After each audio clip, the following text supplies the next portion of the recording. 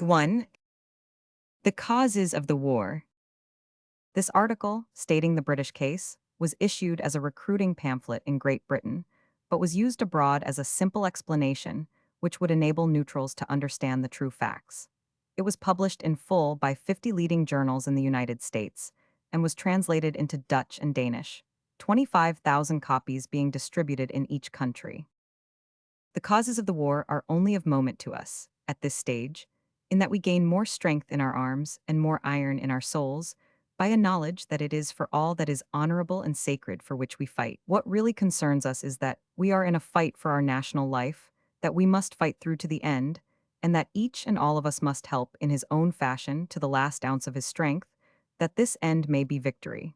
That is the essence of the situation. It is not words and phrases that we need, but men, men, and always more men. If words can bring the men, then they are of avail. If not, they may well wait for the times to mend. But if there is a doubt in the mind of any man as to the justice of his country's quarrel, then even a writer may find work ready to his hand. Let us cast our minds back upon the events which have led up to this conflict. They may be divided into two separate classes, those which prepared the general situation, and those which caused the special quarrel. Each of these I will treat in its turn. It is a matter of common knowledge, one which a man must be blind and deaf not to understand, that for many years Germany, intoxicated by her success in war and by her increase of wealth, has regarded the British Empire with eyes of jealousy and hatred. It has never been alleged by those who gave expression to this almost universal national passion that Great Britain had in any way, either historically or commercially, done Germany a mischief. Even our most bitter traducers, when asked to give any definite historical reasons for their dislike, were compelled to put forward such ludicrous excuses as that the British had abandoned the Prussian king in the year 1761, quite oblivious of the fact that the same Prussian king had abandoned his own allies in the same war under far more damaging circumstances, acting up to his own motto that no promises are binding where the vital interests of a state are in question. With all their malevolence, they could give no examples of any ill turn done by us until their deliberate policy had forced us into antagonism. On the other hand, a long list of occasions could very easily be compiled on which we had helped them in some common cause from the days of Marlborough to those of Blücher. Until the 20th century had turned, they had no possible cause for political hatred against us. In commerce, our record was even more clear. Never in any way had we interfered with that great development of trade which has turned them from one of the poorest to one of the richest of European states. Our markets were open to them untaxed, whilst our own manufactures per cent. In Germany, the markets of India, of Egypt, and of every portion of the empire which had no self-appointed tariff were as open to German goods as to British ones. Nothing could possibly have been more generous than our commercial treatment. No doubt there was some grumbling when cheap imitations of our own goods were occasionally found to oust the originals from their markets. Such a feeling was but natural and human. But in all matters of commerce, as in all matters political before the dawn of this century, they have no shadow of a grievance against us. And yet they hated us with a most bitter hatred, a hatred which long antedates the days when we were compelled to take a definite stand against them. In all sorts of ways this hatred showed itself, in the diatribes of professors, in the pages of books, in the columns of the press. Usually it was a sullen, silent dislike. Sometimes it would flame up suddenly into bitter utterance, as at the time of the unseemly dispute around the deathbed of the emperor's father, or on the occasion of the Jameson raid. And yet this bitter antagonism was in no way reciprocated in this country. If a poll had been taken at any time up to the end of the century, as to which European country was our natural ally, the vote would have gone overwhelmingly for Germany. America first and then Germany would have been the verdict of 9 men out of 10. But then occurred two events which steadied the easygoing Briton and made him look more intently and with a more questioning gaze at his distant cousin over the water. Those two events were the Boer War and the building of the German fleet. The first showed us, to our amazement, the bitter desire which Germany had to do us some mischief. The second made us realize that she was forging a weapon with which that desire might be fulfilled. We are most of us old enough to remember the torrent of calumny and insult which was showered upon us in the day of our temporary distress by the nation to whom we had so often been a friend and an ally. It is true that other nations treated us little better, and yet their treatment hurt us less. The difference as it struck men at the time may be summarized in this passage from a British writer of the period. But it was very different with Germany, he says. Again and again in the world's history, we have been the friends and the allies of these people. It was so in the days of Marlborough, in those of the great Frederick, and in those of Napoleon. When we could not help them with men, we helped them with money. Our fleet has crushed their enemies. And now, for the first time in history, we have had a chance of seeing who were our friends in Europe. And nowhere have we met more hatred and more slander than from the German press and the German people. Their most respectable journals have not hesitated to represent the British troops, troops every bit as humane and as highly disciplined as their own, not only as committing outrages on person and property, but even as murdering women and children. At first, this unexpected phenomenon merely surprised the British people, then it pained them, and finally, after 2 years of it, it has roused a deep, enduring anger in their minds. He goes on to say, the continued attacks upon us have left an enduring feeling of resentment, which will not and should not die away in this generation. It is not too much to say that 5 years ago a complete defeat of Germany in a European war would have certainly caused British intervention. Public sentiment and racial affinity would never have allowed us to see her really go to the wall. And now it is certain that, in our lifetime, no British guinea and no soldier's life would under any circumstances be spent for such an end. That is one strange result of the Boer War, and in the long run it is possible that it may prove not the least important. Such was the prevailing mood of the nation when they perceived Germany, under the lead of her emperor, following up her expressions of enmity by starting with restless energy to build up a formidable fleet, adding program to program, out of all possible proportion to the German commerce to be defended or to the German coastline, exposed to attack. Already vainglorious boasts were made that Germany was the successor to Britain upon the seas. The Admiral of the Atlantic greets the Admiral of the Pacific, said the Kaiser in a message to the Tsar. What was Britain to do under this growing menace? So long as she was isolated, the diplomacy of Germany might form some naval coalition against her. She took the steps which were necessary for her own safety, and without forming an alliance, she composed her differences with France and Russia and drew closer the friendship which united her with her old rival across the Channel. The first fruit of the new German fleet was the Entente Cordiale. We had found our enemy. It was necessary that we should find our friends. Thus we were driven into our present combination. And now we had to justify our friendship. For the first time, we were compelled to openly oppose Germany in the deep and dangerous game of world politics. They wished to see if our understanding was a reality or a sham. Could they drive a wedge between us by showing that we were a fair-weather friend whom any stress would alienate? Twice they tried it, once in 1906 when they bullied France into a conference at Algeciras, but found that Britain was firm at her side. And again in 1911, when in a time of profound peace they stirred up trouble by sending a gunboat to Agadir and pushed matters to the very edge of war. But no threats induced Britain to be false to her mutual insurance with France. Now for the third and most fatal time, they have demanded that we forswear ourselves and break our own bond lest a worse thing befall us. Blind and foolish, did they not know by past experience that we would keep our promise given? In their madness they have wrought an irremediable evil to themselves, to us, and to all Europe. I have shown that we have in very truth never injured nor desired to injure Germany in commerce, nor have we opposed her politically, until her own deliberate actions drove us into the camp of her opponents. But it may well be asked, why then did they dislike us, and why did they weave hostile plots against us? It was that, as it seemed to them, and as indeed it actually may have been, we independently of our own wills stood between Germany and that world empire of which she dreamed. This was caused by circumstances over which we had no control, and which we could not modify if we had wished to do so. Britain, through her maritime power and the energy of her merchants and people, had become a great world power when Germany was still unformed. Thus, when she had grown to her full stature, she found that the choice places of the world and those most fitted for the spread of a transplanted European race were already filled up. It was not a matter which we could help, nor could we alter it, since Canada, Australia, and South Africa would not, even if we could be imagined to have wished it, be transferred to German rule. And yet the Germans chafed, and if we can put ourselves in their places, we may admit that it was galling that the surplus of their manhood should go to build up the strength of an alien and possibly a rival state. So far we could see their grievance, or rather their misfortune, since no one was in truth to blame in the matter.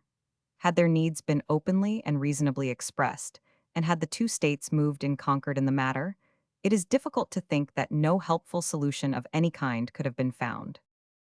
But the German method of approaching the problem has never been to ask sympathy and cooperation, but to picture us as a degenerate race from whom anything might be gained by playing upon our imagined weakness and cowardice.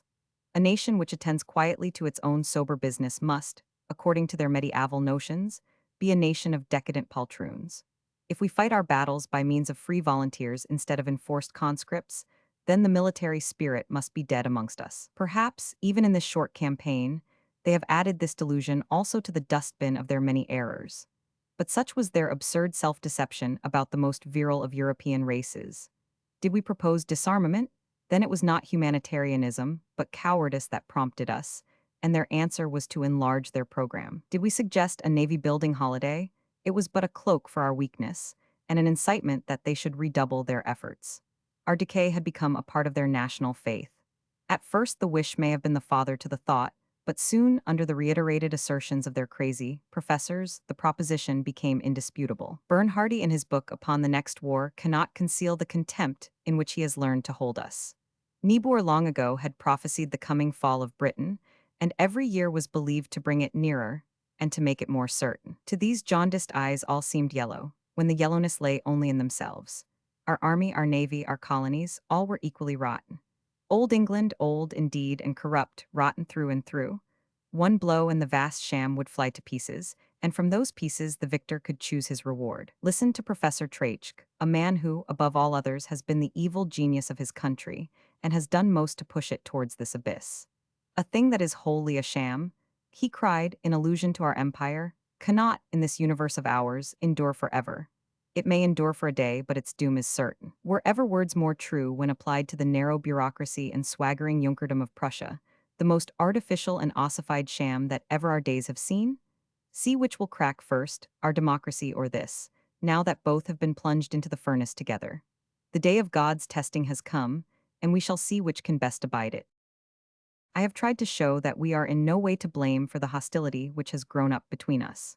So far as it had any solid cause at all, it has arisen from fixed factors, which could no more be changed by us than the geographical position which has laid us right across their exit to the oceans of the world. That this deeply rooted national sentiment, which forever regarded us as the Carthage to which they were destined to play the part of Rome, would, sooner or later, have brought about war between us, is, in my opinion, beyond all doubt.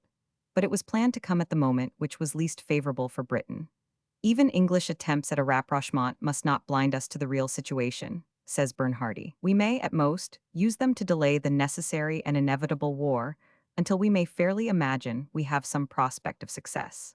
A more shameless sentence was never penned, and one stands marveling which is the more grotesque, the cynicism of the sentiment, or the folly which gave such a warning to the victim. For be it remembered that Bernhardi's words are to be taken very seriously, for they are not the ravings of some pan-German monomaniac, but the considered views of the foremost military writer of Germany, one who is in touch with those inner circles whose opinions are the springs of national policy.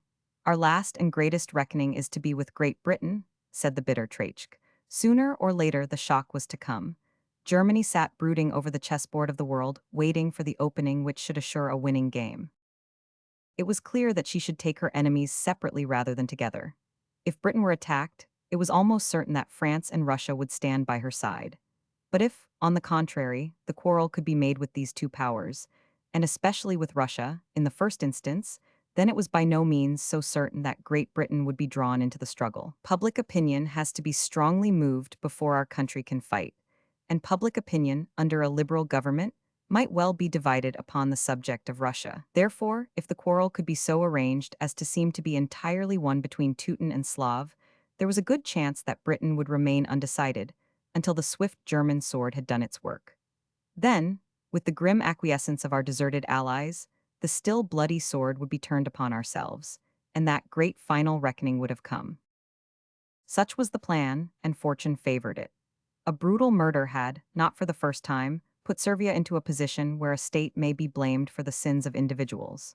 An ultimatum was launched so phrased that it was impossible for any state to accept it as it stood, and yet remain an independent state. At the first sign of argument or remonstrance, the Austrian army marched upon Belgrade. Russia, which had been already humiliated in 1908 by the forcible annexation of Bosnia, could not possibly submit a second time to the Caudine Forks. She laid her hand upon her sword hilt. Germany sprang to the side of her ally. France ranged herself with Russia. Like a thunderclap, the War of the Nations had begun. So far, all had worked well for German plans. Those of the British public who were familiar with the past and could look into the future might be well aware that our interests were firmly bound with those of France, and that if our faggots were not tied together, they would assuredly be snapped each in its turn. But the unsavory assassination, which had been so cleverly chosen as the starting point of the war, bulked large in the eyes of our people. And, setting self-interest to one side, the greater part of the public might well have hesitated to enter into a quarrel where the cause seemed remote and the issues ill-defined. What was it to us if a Slav or a Teuton collected the harbor dues of Salonika? So the question might have presented itself to the average man, who, in the long run, is the ruler of this country and the autocrat of its destinies. In spite of all the wisdom of our statesmen, it is doubtful if on such a quarrel we could have gained that national momentum which might carry us to victory. But at that very moment Germany took a step which removed the last doubt from the most cautious of us, and left us in a position where we must either draw our sword or stand forever dishonored and humiliated before the world. The action demanded of us was such a compound of cowardice and treachery that we ask ourselves in dismay, what can we ever have done that could make others for one instant imagine us to be capable of so dastardly a course? Yet that it was really supposed that we could do it, and that it was not merely put forward as an excuse for drawing us into war, is shown by the anger and consternation of the Kaiser and his chancellor when we drew back from what the British Prime Minister has described as an infamous proposal. One has only to read our ambassador's description of his interview with the German chancellor after our decision was announced, so evidently overcome by the news of our action, to see that through some extraordinary mental aberration, the German rulers did actually believe that a vital treaty with Britain's signature upon it could be regarded by this country as a mere scrap of paper. What was this treaty which it was proposed so lightly to set aside? It was the guarantee of the neutrality of Belgium signed in 1839, confirmed verbally and in writing by Bismarck in 1870, by Prussia, France, and Britain, each of whom pledged their word to observe and to enforce it. On the strength of it, Belgium had relied for her security amidst her formidable neighbors. On the strength of it, also, France had lavished all her defenses upon her eastern frontier and left her northern exposed to attack. Britain had guaranteed the treaty, and Britain could be relied upon.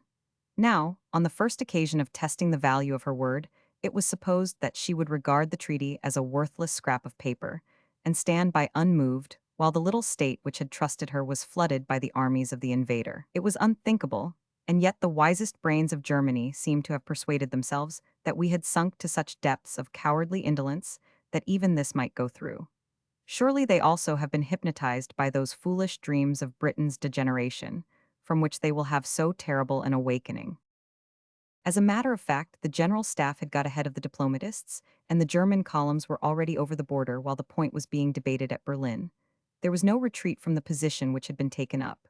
It is to us a vital matter of strategy and is beyond argument, said the German soldier. It is to us a vital matter of honor and is beyond argument, answered the British statesman.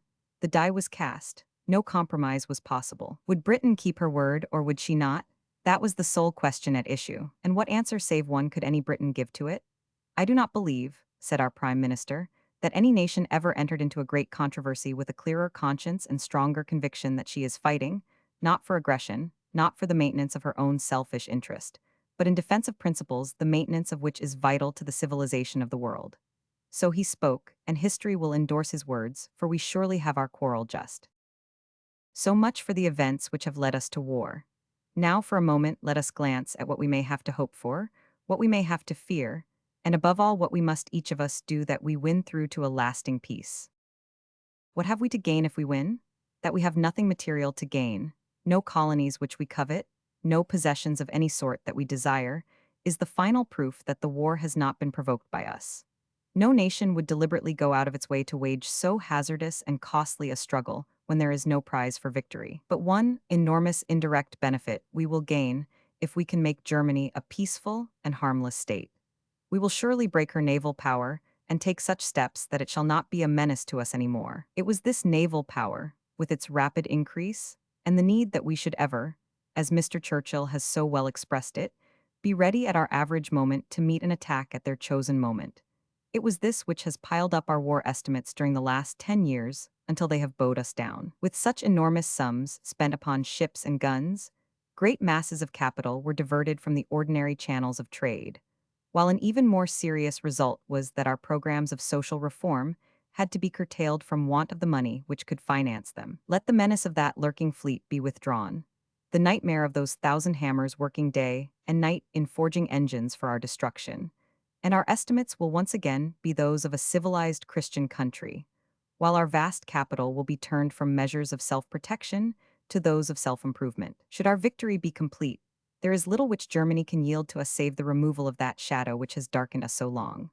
But our children and our children's children will never, if we do our work well now, look across the North Sea with the somber thoughts which have so long been ours, while their lives will be brightened and elevated by money which we, in our darker days, have had to spend upon our ships and our guns. Consider, on the other hand, what we should suffer if we were to lose. All the troubles of the last 10 years would be with us still, but in a greatly exaggerated form. A larger and stronger Germany would dominate Europe and would overshadow our lives. Her coastline would be increased, her ports would face our own, her coaling stations would be in every sea, and her great army, greater than ever, would be within striking distance of our shores. To avoid sinking forever into the condition of a dependent, we should be compelled to have recourse to rigid compulsory service, and our diminished revenues would be all turned to the needs of self-defense. Such would be the miserable condition in which we should hand on to our children that free and glorious empire which we inherited in all the fullness of its richness and its splendor from those strong fathers who have built it up. What peace of mind, what self-respect could be left for us in the remainder of our lives? The weight of dishonor would lie always upon our hearts, and yet this will be surely our fate and our future if we do not nerve our souls and brace our arms for victory. No regrets will avail, no excuses will help, no afterthoughts can profit us.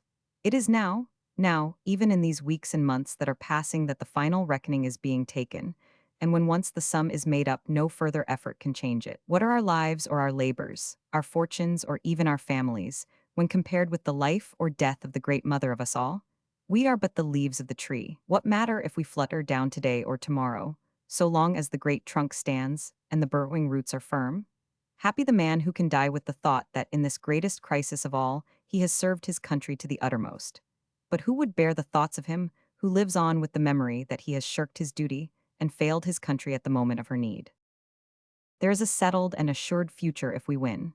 There is darkness and trouble if we lose. But if we take a broader sweep and trace the meanings of this contest as they affect others than ourselves, then ever greater, more glorious are the issues for which we fight. For the whole world stands at a turning point of its history, and one or other of two opposite principles, the rule of the soldier or the rule of the citizen, must now prevail. In this sense, we fight for the masses of the German people, as someday they will understand, to free them from that formidable military caste which has used and abused them, spending their bodies in an unjust war and poisoning their minds by every device which could inflame them against those who wish nothing save to live at peace with them. We fight for the strong, deep Germany of old, the Germany of music and of philosophy, against this monstrous modern aberration, the Germany of blood and of iron, the Germany from which, instead of the old things of beauty, there come to us only the rant of scolding professors with their final reckonings, their Welt politic, and their godless theories of the Superman who stands above morality and to whom all humanity shall be subservient. Instead of the world-inspiring phrases of a Goethe or a Schiller, what are the words in the last decade which have been quoted across the sea? Are they not always the ever-recurring words of wrath from one ill-balanced man? Strike them with the mailed fist. Leave such a name behind you as Attila and his Huns. Turn your weapons even upon your own flesh and blood at my command. These are the messages which have come from this perversion of a nation's soul. But the matter lies deep. The Hohenzollerns and the Habsburgs have used their peoples as a great landowner might use the serfs upon his estate. It was, and is, their openly expressed theory that they were in their position by the grace of God, that they owed no reckoning to any man, and that kingdom and folk were committed for better or worse to their charge. Round this theory of the Dark Ages there gathered all the forces of the many courts of the empire, all the nobility who make so huge a class in Germanic countries, all the vast army to whom strict discipline and obedience were the breath of life, all the office holders of the state, all the purveyors of warlike stores. These and their like were the natural setting to such a central idea. Court influence largely controlled the teaching at schools and universities, and so the growing twig could be bent. But all these forces together could not have upheld so dangerous and unnatural a theory had it not been for the influence of a servile press. How that press was managed, how the thoughts of the people could be turned to the right or the left with the same precision as a platoon of grenadiers, has been shown clearly enough in the memoirs of Bismarck. Public opinion was poisoned at its very roots. The average citizen lived in a false atmosphere where everything was distorted to his vision. He saw his Kaiser, not as an essentially weak and impetuous man with a dangerous entourage who were ever at his ear, but as Germany personified, an angel with a flaming sword, beating back envious assailants from the beloved fatherland. He saw his neighbors not as peaceful nations who had no possible desire to attack him, but, on the contrary, lived in constant fear of him, but as a band of envious and truculent conspirators who could only be kept in order by the sudden stamp of the jackboot and the menacing clatter of the saber. He insensibly imbibed the Nietzsche doctrine that the immorality of the Superman may be as colossal as his strength, and that the slave evangel of Christianity was superseded by a sterner law. Thus, when he saw acts which his reason must have told him were indefensible, he was still narcotized by this conception of some new standard of right. He saw his Kaiser at the time of a petty humiliation to Great Britain, sending a telegram of congratulation to the man who had inflicted this rebuff. Could that be approved by reason?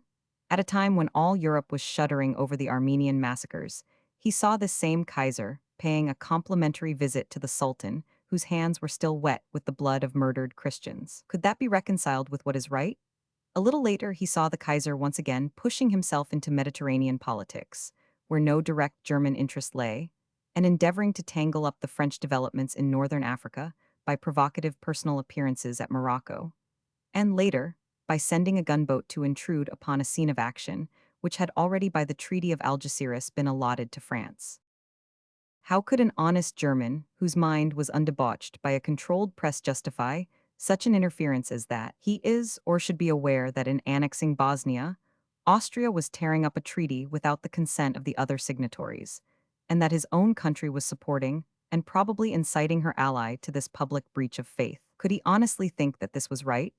And finally, he must know, for his own chancellor has publicly proclaimed it, that the invasion of Belgium was a breach of international right, and that Germany, or rather, Prussia, had perjured herself upon the day that the first of her soldiers passed over the frontier. How can he explain all this to himself, save on a theory that might is right, that no moral law applies to the Superman, and that so long as one hews one's way through the rest can matter little? To such a point of degradation have public morals been brought by the infernal teachings of Prussian military philosophy, dating back as far as Frederick II, but intensified by the exhortations of press and professors during our own times. The mind of the average, kindly German citizen has been debauched, and yet again debauched, until it needed just such a world crisis as this to startle him at last from his obsession, and show him his position and that of his country in its true relation with humanity and progress.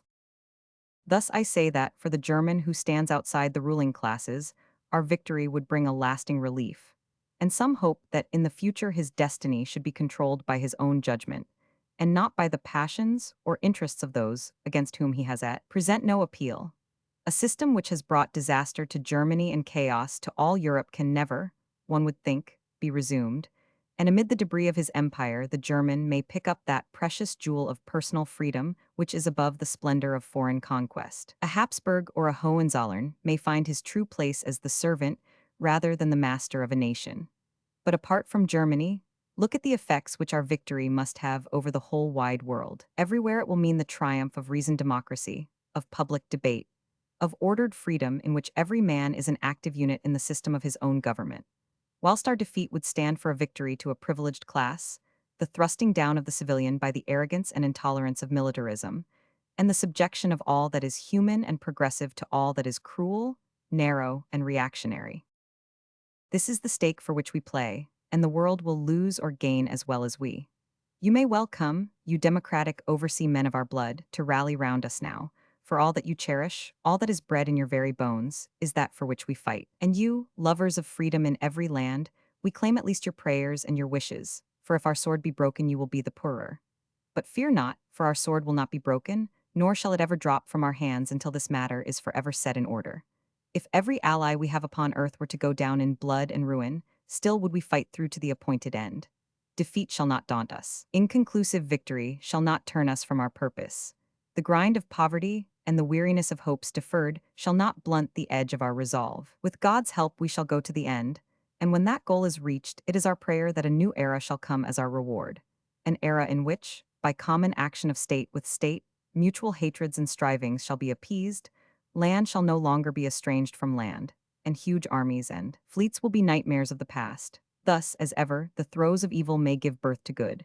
Till then our task stands clear before us, a task that will ask for all we have in strength and resolution. Have you who read this played your part to the highest? If not, do it now or stand forever shamed. Chapter 2. The World War Conspiracy. It is instructive and interesting now, before fresh great events and a new situation obliterate the old impressions, to put it on record how things seemed to some of us before the blow fell. A mental position often seems incredible when looked back to from some new standpoint. I am one of those who were obstinate in refusing to recognize Germany's intentions. I argued, I wrote, I joined the Anglo-German Friendship Society. I did everything I could for the faith that was in me. But early last year my views underwent a complete change, and I realized that I had been wrong, and that the thing which seemed too crazy and too wicked to be true actually was true. I recorded my conversion at the time in an article entitled Great Britain and the Next War in the Fortnightly of March, and reading over that article, I find a good deal which fits very closely to the present situation. Forecasts are dangerous, but there is not much there which I would wish to withdraw. What brought about my change of view was reading Bernhardi's book on Germany and the Next War.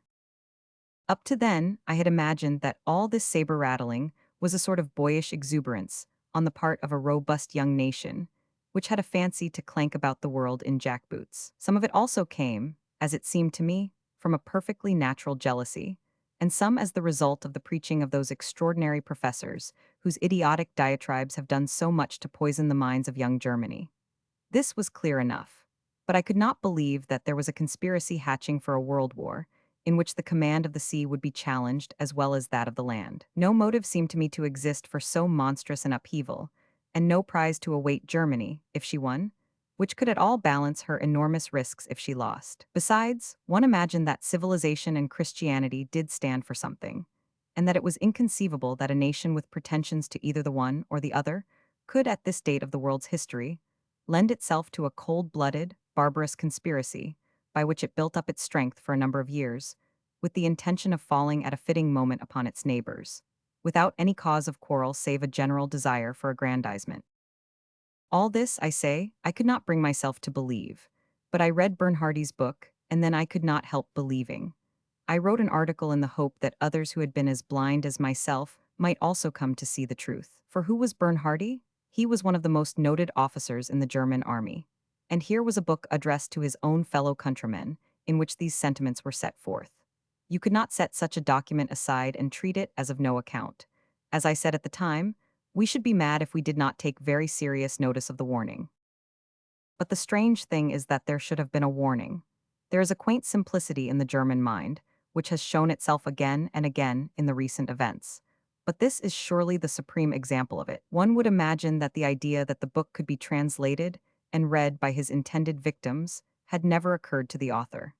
As a famous soldier, it is impossible to believe that he was not in touch with the general staff, and he outlines a policy which has some reason, therefore, to be looked upon as an official one. It is as bright a performance as if someone on Lord Roberts's staff had written a description of the Paardeberg flank march and sent it to Cronje some weeks before it was carried out. And yet it was not an isolated example, for von Edelsheim, who actually belongs to this amazing general staff, published a shorter sketch, setting forth how his country would deal with the United States. An essay which is an extraordinary example of bombastic ignorance. Such indiscretions can only be explained as manifestations of an inflated national arrogance, which has blown itself up into a conviction that Germany was so sure of winning that it mattered little whether her opponents were upon their guard or not. But Bernhardi's program, as outlined in his book, is actually being carried through. The whole weight of the attack was to be thrown upon France. Russia was to be held back during her slow mobilization, and then the victorious legions from Paris were to thunder across in their countless troop trains from the western to the eastern firing line. Britain was to be cajoled into keeping aloof until her fate was ripe. Then her fleet was to be whittled down by submarines, mines, and torpedo boats until the numbers were more equal, when the main German fleet, coming from under the forts of Wilhelmshaven, should strike for the conquest of the sea. Such were the plans, and dire the fate of the conquered. They were in accordance with the German semi-official paper, which cried on the day before the declaration of war, "We shall win, and when we do, vi victis." With France it was to be a final account. Our own fate would be little better. It needs a righteous anger to wage war to the full, and we can feel it when we think of the long-drawn plot against us, and of the fate which defeat would bring. However favorable the general trend of events, we can hardly hope to escape some bad hours during this war. The Germans are a great and brave people, with a fine record in warlike history. They will not go down without leaving their mark deep upon the Allies. We must not take the opening successes too seriously, or allow ourselves to have the edge taken off our resolution by the idea that things will necessarily go well with us. On land and sea, vast efforts and occasional disappointments will await us, but it will not be long. It is, as it seems to me, absolutely impossible that it should be long. The temper of the times will not brook slow measures, nor will the enormous financial strain upon Germany be tolerated indefinitely. How dangerous is prophecy, and these very words may come back to mock me, but I cannot myself see how it can be over in less than 6 months, or how it could extend for more than 12. If it should happen that the military affairs of Germany are as rotten as her diplomacy, then it certainly should not last long. That, no doubt, is too much to expect, but there are many degrees of incapacity which are short of that extreme limit. For of that, at least, there can be no dispute. What has come from all this crazy science of realpolitik and weltpolitik and the rest of it? Simply that wherever it was possible to lose the trick, Germany and her partner have done so. An alliance with Italy so loose that it was useless. A Mediterranean understanding with Austria so vague that it only operated after it had become of no service to the German cruisers. The drawing of Serbia, Montenegro, and, finally, of Belgium, into the field against them. The dealing with England in the one fashion which must unite our ranks and cut the ground from under the feet of any party which might cause dissension. These are the results of the Wilhelmstrasse combinations, with Potsdam embellishments. Was there ever so colossal a muddle? Is there any one point which could have been worse handled? And then, as a byproduct, the universal distrust and anger which such policy has aroused in the neutral countries. Yes, it really is a thing complete. But the German soldier may prove himself as good as ever. That he will be as brave as ever, I have no doubt at all. That he will be as hardy as ever is less likely, as the population of the fatherland has drifted largely from fields to factories, and as the standard of comfort and even luxury have greatly increased. The Westphalian artisan of William is very different material from the Brandenburg peasant of Frederick, even as the short-service soldier of 1914 is very different from the 10-year man of 1750. I should expect to see the German as good, but no better than his neighbors. But the whole issue of this campaign depends, from his point of view, upon his being better. He has to win against superior numbers. He must not only win, but win quickly. If an equilibrium were established, the strangulation from England must bring victory to the Allies. It is a great deal that the Kaiser has asked from his men. And there is his much-vaunted military organization. An American friend of mine, who had means of forming an opinion, remarked to me, "Yes, it is a huge and smooth-running machine, with delicate adjustments. Like all such machines, if a few cogwheels stuck, the whole might racket itself to pieces. A cogwheel stuck at Liege, another may stick before long, and it all depends on how the machine can adjust itself." The lesson of history is ominous. The Prussians of Jena and Auerstadt were men who had been swollen up by the tradition of Frederick's prowess. Yet in a single day, their defeat was so great, and their power of recuperation so slight that they were utterly dispersed, and their country for 7 years ceased to exist as a factor in European politics. They have always been great winners. They have not always been great in adversity. How will they now stand this test if it should come their way? Chapter 3. The Devil's Doctrine. I have been interesting and exasperating myself, during a most untimely illness, by working through a part of the literature of German imperial expansion. I know that it is only a part, and yet when I look at this array, Treitschke, Bernhardi, Schiemann and Haas, Blay, Seibel, Gross Deutschland, and Germania Triumphans, it represents a considerable body of thought. And it is the literature of the devil. Not one kindly sentiment, not one generous expression, is to be found within it. It is informed with passionate cupidity for the writer's country and unreasoning, indiscriminate hatred and jealousy towards everything outside it. above all, towards the British Empire. How could such a literature fail to bring about a world coalition against the country which produced it? Were there no Germans who foresaw so obvious a result? The whole tendency of the doctrine is that Germany should, artichoke fashion, dismember the world. Not a word is said as to the world suddenly turning and dismembering her. But was not that the only protection against such monstrous teaching as these books contain? You may object that these imperialists were but a group of monomaniacs and did not represent the nation. But the evidence is the other way. They represented that part of the nation which counts in international politics. They represented the Kaiser and his circle, von Tirpitz and the Navy men, Krupp, von Bohlen and the armor-plated gang, the universities where such doctrines were openly preached, the army, the Junkers, all the noisy, aggressive elements whose voice has sounded of late years as the voice of Germany. All were infected by the same virus of madness which has compelled Europe to get them once for all into a straitjacket.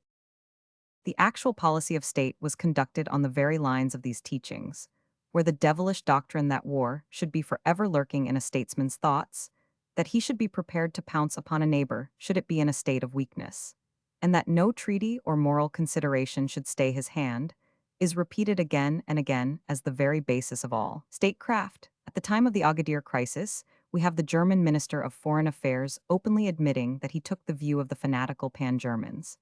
"I am as good a pan-German as you," said Kaiserlin Wiechter to the representative of the League. Each was as good or as bad as the other, for all were filled with the same heady, pernicious stuff which has brought Europe to chaos. Where now is that deep, patient Germany of which Carlyle wrote? Was ever a nation's soul so perverted, so fallen from grace? Read this mass of bombast. Learned bombast of professors, vulgar bombast of local ansigers and the like, but always bombast. Wade through the prophetic books with their assumption that Britain must perish and Germany succeed her. Consult the scolding articles and lectures, so narrow, ungenerous, and boastful in their tone, so utterly wanting in the deeper historical knowledge or true reading of a rival's character. See the insane pan-German maps with their partitions of Europe for the year 1915 or thereabouts. Study the lectures of the crazy professors, with their absurd assumption of accurate knowledge and their extraordinary knack of getting every fact as wrong as it could possibly be. Take all this together, and then say whether any nation has ever in this world been so foolishly and utterly misled as have the Germans. I have alluded to their knack of getting everything wrong. It is perfectly miraculous. One would not have thought it possible that people could be always wrong. So blinded have they been by hate that everything was distorted. Never even by accident did they stumble upon the truth. Let us take a list of their confident assertions, things so self-evident that they were taken for granted by the average journalist.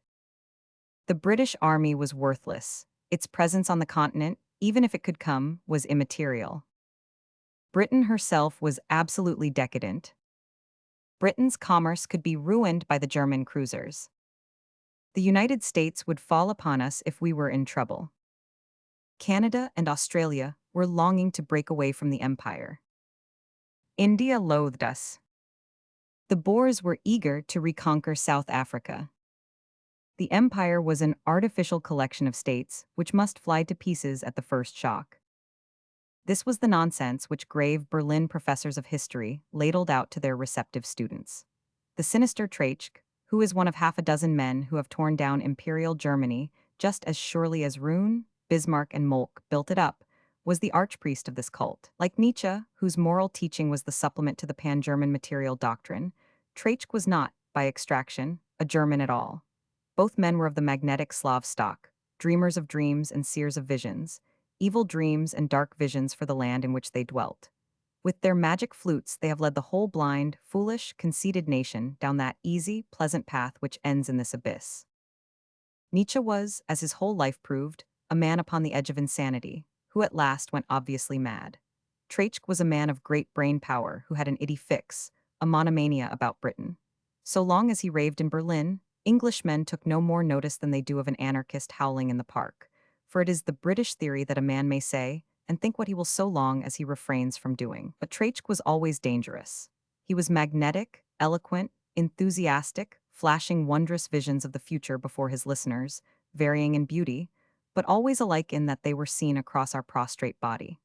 Those who are in a position to judge, like the late Professor Cram, say that his influence on young Germany could only be compared with that of Carlyle and Macaulay united in Great Britain. And now, after his death, His words have all sprung to deeds to the ruin of his own country and to the deep misfortune of ours. He used to visit England, this strange and sinister man, but as he was stone deaf, his bodily presence brought him little nearer to us.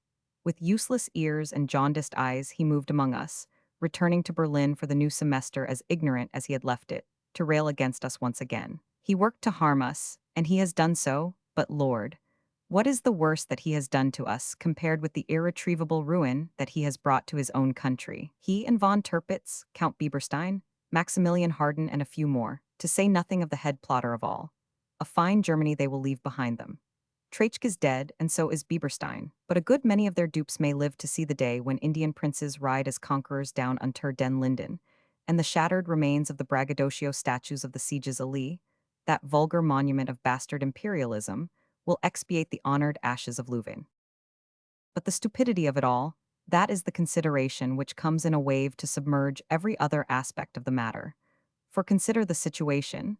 As lately as 1897, the European grouping was clear. The antagonists were already ranged. Russia had definitely taken her side with France. Against them, equally definitely, were Germany and Austria, whilst Italy clearly was on an orbit by herself. War sooner or later was a certainty.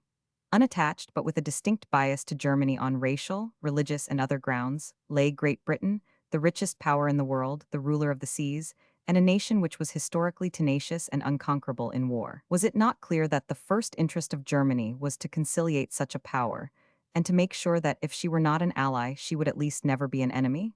No proposition could be clearer than that, and yet cast your minds back and remember the treatment and bearing of Germany towards Britain since that date, the floods of scorn, the libels, the bitter attacks, the unconcealed determination to do her harm. See how it has all ended, and how this atmosphere of hatred has put a driving force into Great Britain which has astonished ourselves. This is the end of all the clever Weltpolitik. Truly quos Deus vult perdir. The gods must have willed it much, for no nation was ever madder. Where were the sane Germans? Why was there no protest from them? Perhaps there was, but we never heard of it amid the beating of those great pan-German drums. Did the whole nation, for example, really agree in so harebrained a scheme as the Baghdad Railway? Think of the insanity of such a project as that. Here is a railway representing very many millions of German capital, which is built in the heart of Asia Minor, as far removed from any sort of German protection or effective control as if it were in the moon. The next step, vaguely thought out, was that German settlers were to be planted along the line of the railroad.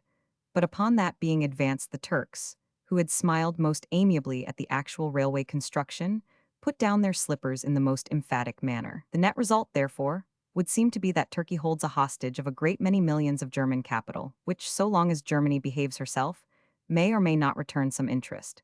But if Germany goes against Turkish wishes, could at once be confiscated. Apart from Turkey, Russia in the Caucasus, and England in northwest India, regard with a good deal of interested attention this singular and helpless German railway which projects out into space. There is one phase of their doctrines which has, perhaps, received less attention than it deserves. It will be found very fully treated in Professor Usher's book on Pan-Germanism, which, coming from an American authority who seems to have studied his subject very thoroughly, has the merit of impartiality. This proposition is that just as a treaty is only a scrap of paper, so also is a bond or debenture, and that just as the highest interest of a nation may at any moment override ordinary morality, the same vital urgency may justify anything in the nature of repudiation of debt. This is not to be done on account of inability to pay the debt, but through a deliberate, cold-blooded plot to weaken the creditor by robbing him of his property. Modern Germany has been largely built up by foreign capital. In war, if Germany is conquered, the debt necessarily holds good. But if Germany wins, part of her reward of victory is the complete repudiation of all debts.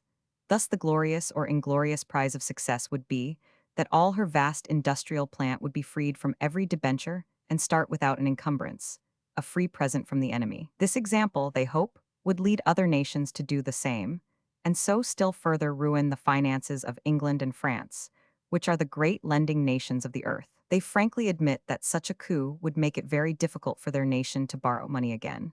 But on the other hand, they would have made such an immense profit over the transaction that they would be able to go on for many years without any need of more capital. To secure so stupendous a result as this, said the American professor, is well worth the expenditure of money for building a fleet. That money, so far as the German nation is concerned, is merely invested in an enterprise from which they confidently expect returns perhaps 100-fold. As to the morality of this transaction, the professor, who has certainly no anti-German bias, expresses their views very plainly. It is the same as Frederick the Great's views as to the morality of treaties which have descended with such fatal effects upon his successor on the Prussian throne. Once admit such antisocial theories, and there is no end to their application. Here it is in the domain of economics just as shameless as in that of politics. Once more, says the professor, the Germans hear around them our cries against the morality of this procedure. The Germans refuse to recognize as moral anything which jeopardizes their national existence. They are to be the judges of what these are, and if repudiation of debt is considered to be one of them, then all debt may be repudiated. They will not put their views into practice this time, because they will not be the victors. But when the reconstruction of Germany begins, and she comes once again as a chastened borrower into the marketplace of the world, it would be well to have some assurance as to how far she retains these views upon commercial morality. But I have visions of a really chastened Germany, of a Germany which has slewed all this wicked nonsense, which has found her better self again, and which is once more that deep, patient Germany with which I began this essay. She never can be now what she could so easily have been. She could have continued indefinitely to extend from Poland to the Vosges, one vast community, honored by all for industry and for learning, with a huge commerce, a happy, peaceful, prosperous population, and a colonial system which, if smaller than that of nations which were centuries older in the field, would at least be remarkable for so short a time. None of these things would the world have grudged her, and in the future as in the past, she would have found in the British dominions, and in Great Britain herself, an entry for her products, as free as if she were herself part of the empire.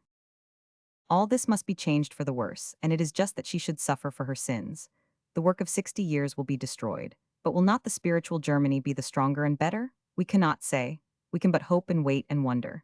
What is sure is that the real Germany, of whom Carlyle spoke, can never be destroyed, nor would we desire it.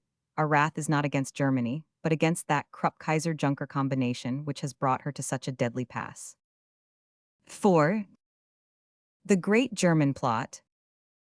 It will be a fascinating task for the historian of the immediate future to work out the various strands of evidence which seem to be independent, and yet when followed up converge upon the central purpose of a prearranged war for the late summer of 1914, a war in which Germany should be the prime mover and instigator, and Austria the dupe and catspaw. Of course, there are some great facts patent to all the world. There is the sudden rapid acceleration of German preparations for the last 2 years, the great increase of the army with the colors, and the special emergency tax which was to bring in 50 millions of money. Looking back, we can see very clearly that these things were the run before the jump. Germany, at the moment of declaring war, had accumulated by processes extending over years all the money which by borrowing or taxation she could raise, and she cannot really expect the rest of the world to believe that it was a mere coincidence, that a crisis came along at that particular and favorable moment. All the evidence tends to show that the long-planned outbreak, the letting go, as it was called in Germany, was carefully prepared for that particular date, and that the Bosnian assassinations had nothing whatever to do with the matter. A pretext could very easily be found, as Bernhardi remarks, and if the Crown Prince of Austria were still alive and well, we should none the less have found ourselves at death grips with the Kaiser over the Belgian infraction. There are a number of small indications which will have to be investigated and collated by the inquiring chronicler. There is, for example, the reception of guns for a merchant cruiser in a South American port, which must have been sent off not later than July 10, 3 weeks before the crisis developed. There is the document of this same date, July 10, found upon a German officer, which is said to have censured him for not having answered some mobilization form on that day. Then there is the abnormal quantity of grain ordered in Canada and America in May. And finally, there is the receipt of mobilization warnings by Austrian reservists in South Africa, advising them that they should return at a date which must place their issue from Vienna in the first week of July. All these small incidents show the absurdity of the German contention that at a moment of profound peace, some sort of surprise was sprung upon them. There was, indeed, a surprise intended, but they were to be the surprisers, though, indeed, I think their machinations were too clumsy to succeed. They had retained the immorality but lost the ability for that sudden tiger pounce which Frederick, in a moment of profound peace, made upon Silesia. I fancy that every chancellery in Europe suspected that something was in the wind. It was surely not a mere coincidence that the Grand Fleet lay ready for action at Spithead, and that the First Army Corps was practicing some very useful mobilization exercises at Aldershot. After all, our British administration is not so simple-minded as it sometimes seems. Indeed, that very simplicity may at times be its most deadly mask. At one time of my life, I was much bruised in spirit over the ease with which foreigners were shown over our arsenals and yards. Happening to meet the head of the Naval Intelligence Department, I confided my trouble to him. It was at a public banquet where conversation was restricted, but he turned his head towards me, and his left eyelid flickered for an instant. Since then, I have never needed any reassurance upon the subject. But there is another matter which will insist on coming back into one's thoughts when one reviews the events which preceded the war. I was in Canada in June, and the country was much disturbed by the fact that a shipload of Hindus had arrived at Vancouver and had endeavored to land in the face of the anti-Asiatic immigration laws. It struck me at the time as a most extraordinary incident, for these Indians were not the usual Bengali peddlers, but were Sikhs of a proud and martial race. What could be their object in endeavoring to land in Canada, when the climate of that country would make it impossible for them to settle in it? It was a most unnatural incident, and yet a most painful one, for the British government was placed in the terrible dilemma of either supporting Canada against India or India against Canada. Could anything be better calculated to start an agitation in one country or the other? The thing was inexplicable at the time, but now one would wish to know who paid for that ship and engineered the whole undertaking. I believe it was one more move on Germany's worldwide board. In connection with the date at which the long-expected German war was to break out, it is of interest now to remember some of the conversations to which I listened 3 years ago, when I was a competitor in the Anglo-German motor competition, called the Prince Henry Tour. It was a very singular experience, and was itself not without some political meaning, since it could hardly have been chance that a German gunboat should appear at Agadir at the very instant when the head of the German Navy was making himself agreeable, and he can be exceedingly agreeable to a number of Britons, and a genial international atmosphere was being created by the nature of the contest, which sent the whole fleet of 70 or 80 cars on a tour of hospitality through both countries. I refused to believe that it was chance, and it was a remarkable example of the detail to which the Germans can descend. By the rules of the competition, a German officer had to be present in each British car and a British officer in each German one during the whole 3 weeks, so as to check the marks of the driver. It was certainly an interesting situation, since every car had its foreign body within it, which had to be assimilated somehow with the alternative of constant discomfort. Personally, we were fortunate in having a Rittmeister of Breslau cuirassiers, with whom we were able to form quite a friendship. Good luck to you, Count Karmer, and bad luck to your regiment. To you also, little Captain Turk, Fregating Captain im Dienst, the best of luck, and ill betide your cruiser. We found pleasant friends among the Germans, though all were not equally fortunate, and I do not think that the net result helped much towards an international entente. However, the point of my reminiscence is that, on this tour, I, being at that time a champion of Anglo-German friendship, heard continual discussions, chiefly on the side of British officers, several of whom were experts on German matters, as to when the impending war would be forced upon us. The date given was always 1914 or 1915. When I asked why this particular year, the answer was that the German preparations would be ready by then, and especially the widening of the Kiel Canal, by which the newer and larger battleships would be able to pass from the Baltic to the North Sea. It says something for the foresight of these officers that this widening was actually finished on June 24 of this year, and within 6 weeks the whole of Europe was at war. I am bound to admit that they saw deeper into the future than I did, and formed a truer estimate of our real relations with our fellow voyagers. Surely you feel more friendly to them now, said I at the end to one distinguished officer. All I want with them now is to fight them, said he. We have all been forced to come round to his point of view. Yes, it was a deep, deep plot. A plot against the liberties of Europe, extending over several years, planned out to the smallest detail in the days of peace, developed by hordes of spies, prepared for by every conceivable military, naval, and financial precaution, and finally sprung upon us on a pretext which was no more the real cause of war than any other excuse would have been, which would serve their turn by having some superficial plausibility. The real cause of war was a universal national insanity, infecting the whole German race, but derived originally from a Prussian caste, who inoculated the others with their megalomania. This insanity was based upon the universal supposition that the Germans were the Lord's chosen people, that, in the words of Bai, they were the most cultured people, the best settlers, the best warriors, the best everything.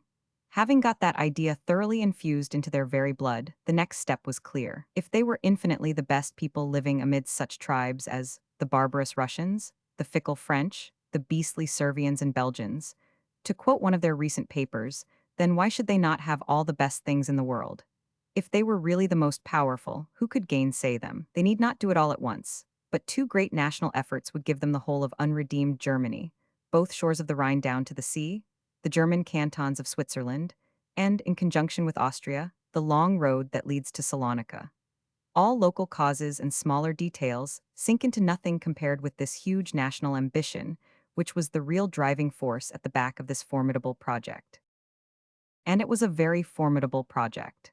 If such things could be settled by mere figures and timetables without any reference to the spirit and soul of the nations, it might very well have succeeded. I think that we are not indulging too far in national complacency if we say that without the British Army, that negligible factor, it would for the time at least have succeeded. Had the Germans accomplished their purpose of getting round the left wing of the French, it is difficult to see how a debacle could have been avoided, and it was our little army which stood in the pass and held it until that danger was past. It is certain now that the huge sweep of the German right had never been allowed for, that the French troops in that quarter were second-line troops, and that it was our great honor and good fortune to have dammed that raging torrent and stopped the rush which must have swept everything before it until it went roaring into Paris. And yet how many things might have prevented our presence at the right place at the right time, and how near we were to a glorious annihilation upon that dreadful day when the artillery of 5 German army corps, 830 guns in all, were concentrated upon Smith Dorrien's exhausted men. The success or failure of the great conspiracy hung upon the overmatched British covering batteries upon that one critical afternoon. It was the turning point of the history of the world. 5. The contemptible little army.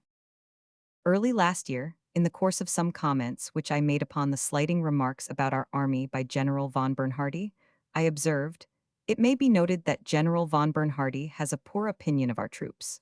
This need not trouble us. We are what we are, and words will not alter it. From very early days, our soldiers have left their mark upon continental warfare, and we have no reason to think that we have declined from the manhood of our forefathers. Since then, he has returned to the attack, with that curious power of coming after deep study to the absolutely diametrically wrong conclusion which the German expert, political or military, appears to possess. He says in his War of Today, "The English army, trained more for purposes of show than for modern war," adding in the same sentence a sneer at our inferior colonial levies. He will have an opportunity of reconsidering his views presently upon the fighting value of our overseas troops, and surely so far as our own are concerned, he must already be making some interesting notes for his next edition, or rather for the learned volume upon Germany and the last war which will no doubt come from his pen. He is a man to whom we might well raise a statue, for I am convinced that his cynical confession of German policy has been worth at least an army corps to this country. We may address to him John Davidson's lines to his enemy. "Unwilling friend, let not your spite abate. Spur us with scorn and strengthen us with hate." There is another German gentleman who must be thinking rather furiously. He is a certain Colonel Gag, who appeared officially at Aldershot some years ago, was hospitably entreated, being shown all that he desired to see, and on his return to Berlin published a most depreciatory description of our forces. He found no good thing in them. I have some recollection that General French alluded in a public speech to this critic's remarks, and expressed a modest hope that he and his men would some day have the opportunity of showing how far they were deserved. Well, he has had his opportunity, and Colonel Gag, like so many other Germans, seems to have made a miscalculation. An army which has preserved the absurd Paradeschritt, an exercise which is painful to the bystander, as he feels that it is making fools of brave men, must have a tendency to throw back to earlier types. These Germans have been trained in peace and upon the theory of books. In all that vast host there is hardly a man who has previously stood at the wrong end of a loaded gun. They live on traditions of close formations, vast cavalry charges, and other things which will not fit into modern warfare. Braver men do not exist, but it is the bravery of men who have been taught to lean upon each other, and not the cold, self-contained, resourceful bravery of the man who has learned to fight for his own hand. The British have had the teachings of two recent campaigns fought with modern weapons, that of the Tura and of South Africa. Now that the reserves have joined the colors, there are few regiments which have not a fair sprinkling of veterans from these wars in their ranks.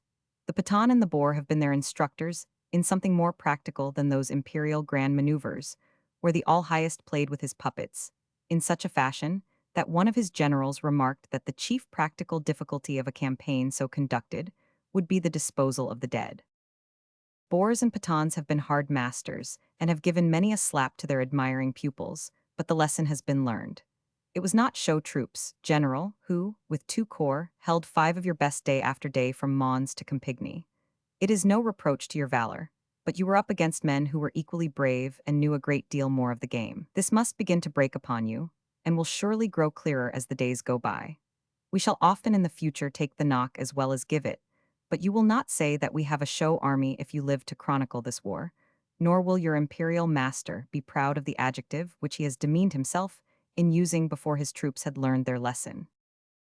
The fact is that the German army, with all its great traditions, has been petrifying for many years back. They never learned the lesson of South Africa. It was not for want of having it expounded to them, for their military attaché, him with the spatchcock on his helmet, as I heard him described by a British orderly, missed nothing of what occurred, as is evident from their official history of the war. And yet they missed it, and with it, all those ideas of individual efficiency and elastic independent formations, which are the essence of modern soldiering. Their own more liberal thinkers were aware of it. Here are the words which were put into the mouth of Guntz, the representative of the younger school, in Bayerlein's famous novel. The organization of the German army rested upon foundations which had been laid 100 years ago. Since the Great War, they had never seriously been put to the proof, and during the last 3 decades, they had only been altered in the most trifling details. In 3 long decades, and in one of those decades, the world at large had advanced as much as in the previous century. Instead of turning this highly developed intelligence to good account, they bound it hand and foot on the rack of an everlasting drill, which could not have been more soullessly mechanical in the days of Frederick. It held them together, as an iron hoop holds together a cask the dry staves of which would fall asunder at the first kick. Lord Roberts has said that if 10 points represent the complete soldier, 8 should stand for his efficiency, as a shot. The German maxim has rather been that 8 should stand for his efficiency, as a drilled marionette. It has been reckoned that about 200 books a year appear in Germany upon military affairs, against about 20 in Britain. And yet, after all this expert debate, the essential point of all seems to have been missed, that in the end, everything depends upon the man behind the gun, upon his hitting his opponent, and upon his taking cover, so as to avoid being hit himself. After all the efforts of the general staff, the result when shown upon the field of battle has filled our men with a mixture of admiration and contempt. Contempt for the absurd tactics, admiration for the poor devils who struggle on in spite of them. Listen to the voices of the men who are the real experts, says a Lincolnshire sergeant.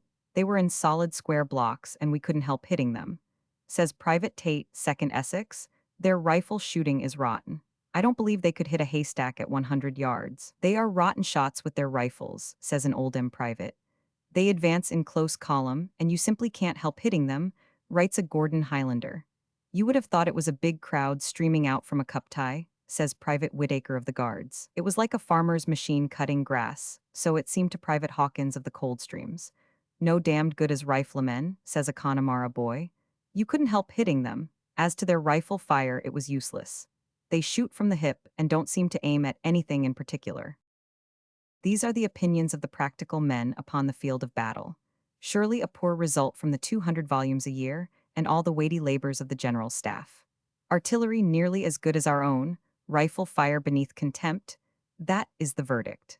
How will the well-taught paradishrit avail them when it comes to a stricken field?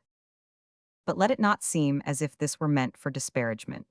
We should be sinking to the Kaiser's level if we answered his contemptible little army by pretending that his own troops are anything but a very formidable and big army. They are formidable in numbers, formidable, too, in their patriotic devotion, in their native courage, and in the possession of such material, such great cannon, aircraft, machine guns, and armored cars, as none of the Allies can match. They have every advantage which a nation would be expected to have when it has known that war was a certainty, while others have only treated it as a possibility. There is a minuteness and earnestness of preparation, which are only possible for an assured event. But the fact remains, and it will only be brought out more clearly by the Emperor's unchivalrous phrase, that in every arm the British have already shown themselves to be the better troops. Had he the Froissart spirit within him, he would rather have said, "You have today a task which is worthy of you. You are faced by an army which has a high repute and a great history. There is real glory to be won today." Had he said this, then, win or lose, he would not have needed to be ashamed of his own words, the words of an ungenerous spirit. It is a very strange thing how German critics have taken for granted that the British army had deteriorated, while the opinion of all those who were in close touch with it was that it was never so good.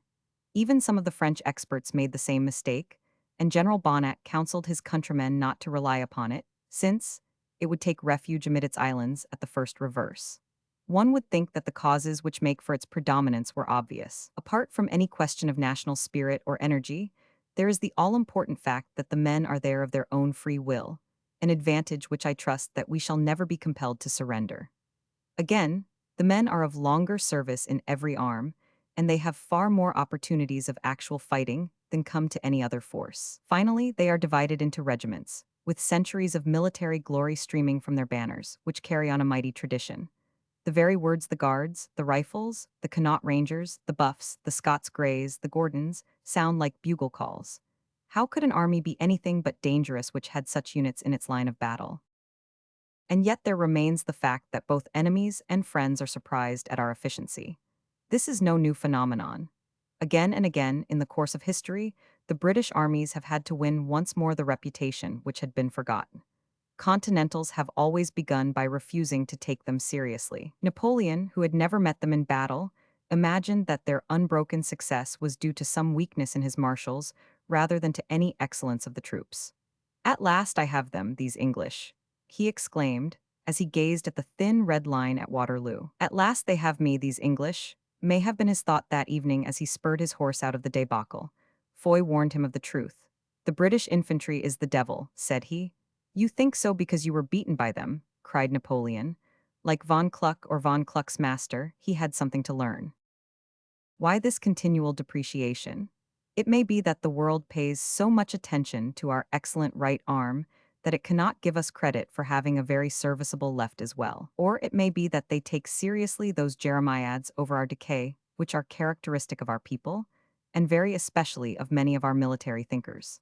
I have never been able to understand why they should be of so pessimistic a turn of mind, unless it be a sort of exaltation of that grumbling which has always been the privilege of the old soldier. Croker narrates how he met Wellington in his latter years, and how the Iron Duke told him that he was glad that he was so old, as he would not live to see the dreadful military misfortunes which were about to come to his country. Looking back, we can see no reasons for such pessimism as this. Above all, the old soldier can never make any allowance for the latent powers which lie in civilian patriotism and valor. Only a year ago, I had a long conversation with a well-known British general, in which he asserted with great warmth that in case of an Anglo-German war with France, involved the British public, would never allow a trained soldier to leave these islands. He is at the front himself, and doing such good work that he has little time for reminiscence, but when he has he must admit that he underrated the nerve of his countrymen. And yet under the pessimism of such men as he there is a curious contradictory assurance that there are no troops like our own. The late Lord Goschen used to tell a story of a letter that he had from a captain in the Navy at the time when he was First Lord. This captain's ship was lying alongside a foreign cruiser in some port, and he compared in his report the powers of the two vessels. Lord Goschen said that his heart sank as he read the long catalogue of points in which the British ship was inferior: guns, armor, speed, until he came to the postscript, which was, "I think I could take her in 20 minutes." With all the grumbling of our old soldiers, there is always some reservation of the sort at the end of it. Of course, those who are familiar with our ways of getting things done would understand that a good deal of the croaking is a means of getting our little army increased, or at least preventing its being diminished. But whatever the cause, the result has been the impression abroad of a contemptible little army. Whatever surprise in the shape of 17-inch howitzers or 900-foot zeppelins the Kaiser may have for us, it is a safe prophecy that it will be a small matter compared to that which Sir John French and his men will be to him. But above all, I look forward to the development of our mounted riflemen. This I say in no disparagement of our cavalry, who have done so magnificently. But the mounted rifleman is a peculiarly British product, British and American, with a fresh edge upon it from South Africa. I am most curious to see what a division of these fellows will make of the Uhlans. It is good to see that already the old banners are in the wind, Lovett's horse, Scottish horse, King Edward's horse, and the rest. All that cavalry can do will surely be done by our cavalry, but I have always held, and I still very strongly hold, that the mounted rifleman has it in him to alter our whole conception of warfare, as the mounted archer did in his day. And now in this very war will be his first great chance upon a large scale. 10,000 well-mounted, well-trained riflemen, young officers to lead them, all broad Germany with its towns, its railways, and its magazines before them. There lies one more surprise for the doctrinaires of Berlin. Chapter 6. A Policy of Murder. When one writes with a hot heart upon events which are still recent, one is apt to lose one's sense of proportion. At every step one should check oneself by the reflection as to how this may appear 10 years hence, and how far events which seem shocking and abnormal may prove themselves to be a necessary accompaniment of every condition of war. But a time has now come when in cold blood, with every possible restraint, one is justified in saying that since the most barbarous campaigns of Alva in the lowlands, or the excesses of the 30 Years' War, there has been no such deliberate policy of murder as has been adopted in this struggle by the German forces. This is the more terrible since these forces are not, like those of Alva, Parma, or Tilly, bands of turbulent and mercenary soldiers, but they are the nation itself, and their deeds are condoned or even applauded by the entire national press. It is not on the chiefs of the army that the whole guilt of this terrible crime must rest, but it is upon the whole German nation, which for generations to come must stand condemned before the civilized world for this reversion to those barbarous practices from which Christianity, civilization, and chivalry had gradually rescued the human race. They may, and do, plead the excuse that they are earnest in war, but all nations are earnest in war, which is the most desperately earnest thing of which we have any knowledge. How earnest we are will be shown when the question of endurance begins to tell. But no earnestness can condone the crime of the nation, which deliberately breaks those laws which have been endorsed by the common consent of humanity. War may have a beautiful as well as a terrible side, and be full of touches of human sympathy and restraint which mitigate its unavoidable horror. Such have been the characteristics always of the secular wars between the British and the French. From the old glittering days of knighthood, with their high and gallant courtesy, through the 18th century campaigns, where the debonair guards of France and England exchanged salutations before their volleys, down to the last great Napoleonic struggle, the tradition of chivalry has always survived. We read how in the peninsula the pickets of the two armies, each of them as earnest as any Germans, would exchange courtesies, how they would shout warnings to each other to fall back when an advance in force was taking place, and how, to prevent the destruction of an ancient bridge, the British promised not to use it on condition that the French would forego its destruction, an agreement faithfully kept upon either side. Could one imagine Germans making war in such a spirit as this? Think of that old French bridge, and then think of the University of Louvain and the Cathedral of Reims. What a gap between them, the gap that separates civilization from the savage. Let us take a few of the points which, when focused together, show how the Germans have degraded warfare. A degradation which affects not only the Allies at present, but the whole future of the world, since if such examples were followed the entire human race would, each in turn, become the sufferers.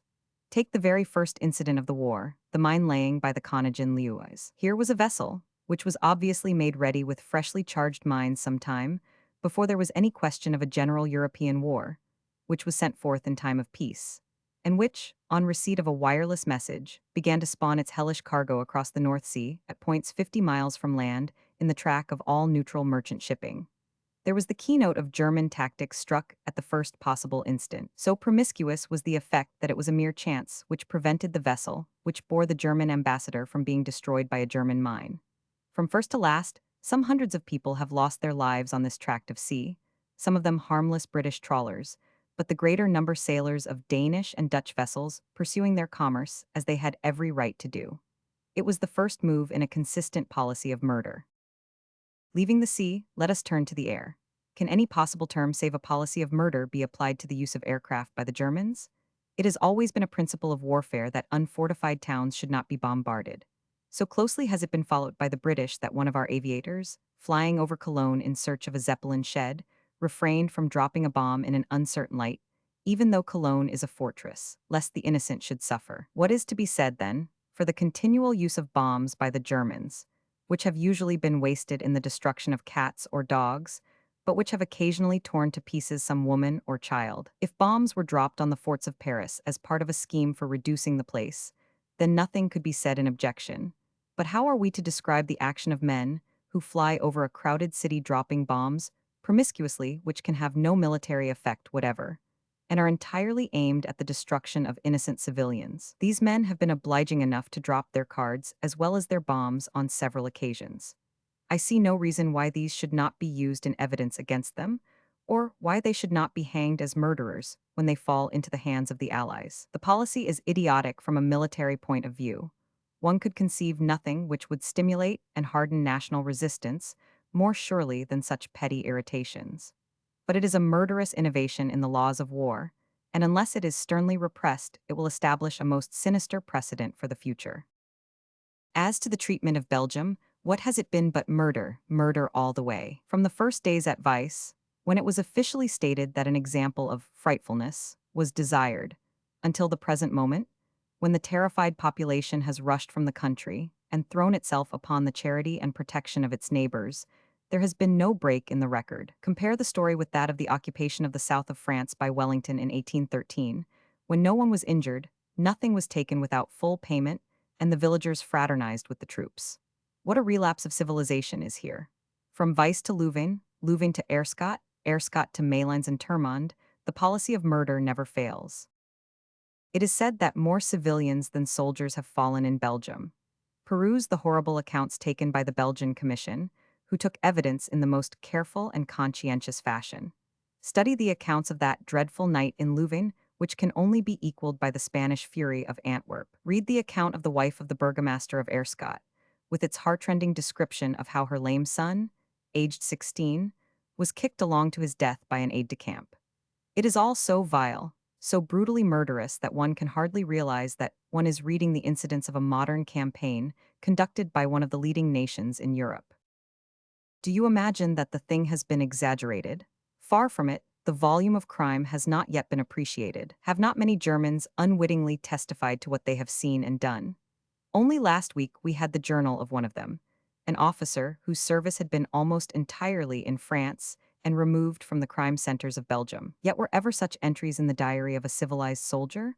Our men behaved like regular vandals. We shot the whole lot, these were villagers. They were drawn up in 3 ranks. The same shot did for 3 at a time. In the evening we set fire to the village. The priest and some of the inhabitants were shot. The villages all round were burning. The villages were burned and the inhabitants shot.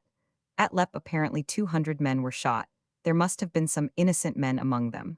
In the future, we shall have to hold an inquiry into their guilt instead of merely shooting them. The Vandals themselves could not have done more damage. The place is a disgrace to our army. So the journal runs on with its tale of infamy.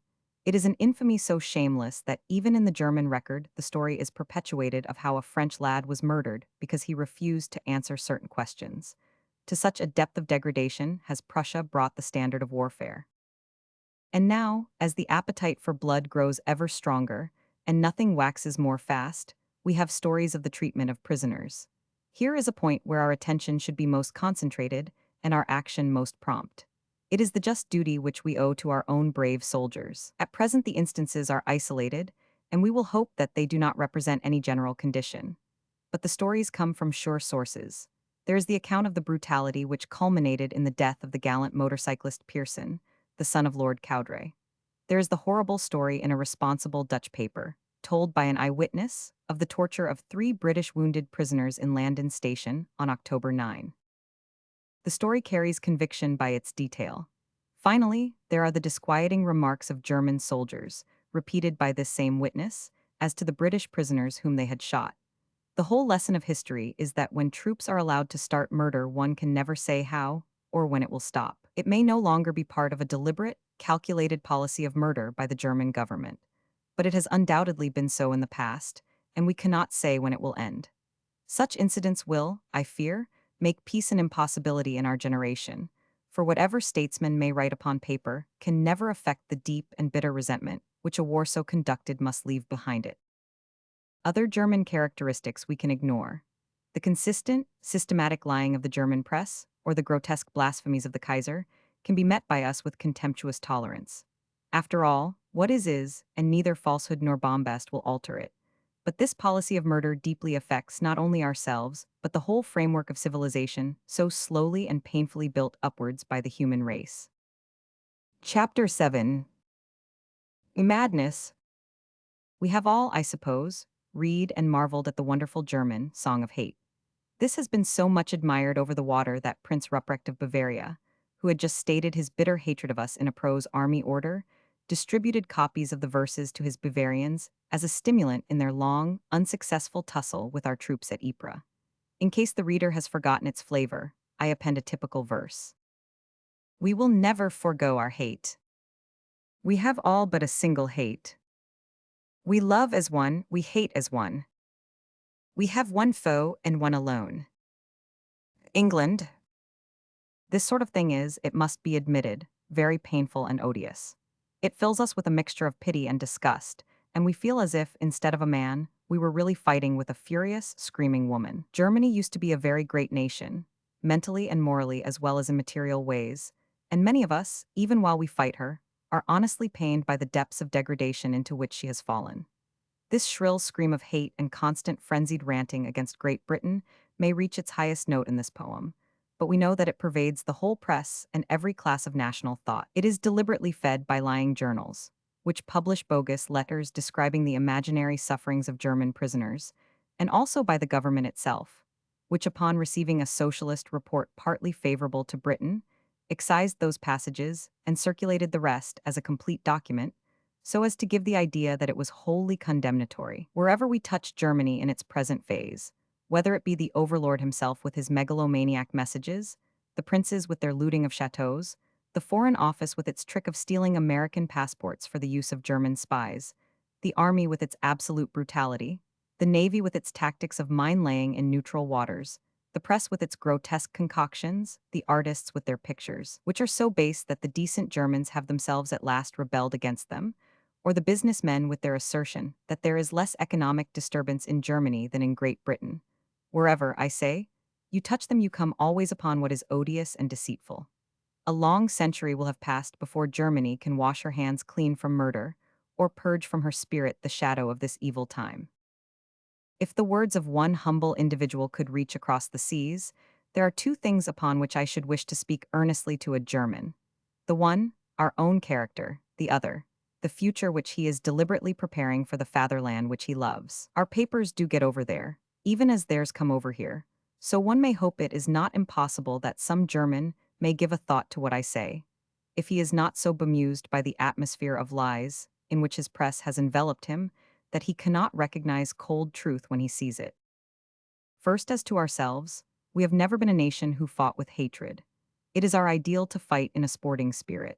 It is not that we are less in earnest, but it is that the sporting spirit itself is a thing very largely evolved by us and is a natural expression of our character. We fight as hard as we can, and we like and admire those who fight hard against us so long as they keep within the rules of the game. Let me take an obvious example. One German has done us more harm than any other in this war. He is Captain von Muller of the Emden, whose depredations represent the cost of a battleship. Yet an honest sigh of relief went up from us all when we learned that he had not perished with his ship, and if he walked down Fleet Street today, he would be cheered by the crowd from end to end. Why? Because almost alone among Germans, he has played the game as it should be played. It is true that everything that he did was illegal. He had no right to burn uncondemned prizes, and a purist could claim that he was a pirate, but we recognized the practical difficulties of his position. We felt that under the circumstances he had acted like a gentleman, and we freely forgave him any harm that he had done us. With this example before you, my German reader, you cannot say that it is national hatred when we denounce your murderers and brigands in Belgium. If they, too, had acted as gentlemen, we should have felt towards them as to von Muller. If you look back in British history, you will find that this absence of hatred has always been characteristic of us. When Soult came to London after the Napoleonic Wars, he was cheered through the city. After the Boer War, Botha, De Wet, and De Lary had a magnificent reception. We did not know that one of them was destined to prove a despicable and perjured traitor. They had been good fighters, the fight was done, we had shaken hands, and we cheered them. All British prize fights ended with the shaking of hands. Though the men could no longer see each other, they were led up and their hands were joined. When a combatant refuses to do this, it has always been looked upon as unmanly, and we say that bad blood has been left behind. So in war we have always wished to fight to a finish and then be friends, whether we had won or lost. Now, this is just what we should wish to do with Germany, and it is what Germany is rapidly making impossible. She has, in our opinion, fought a brave but a thoroughly foul fight.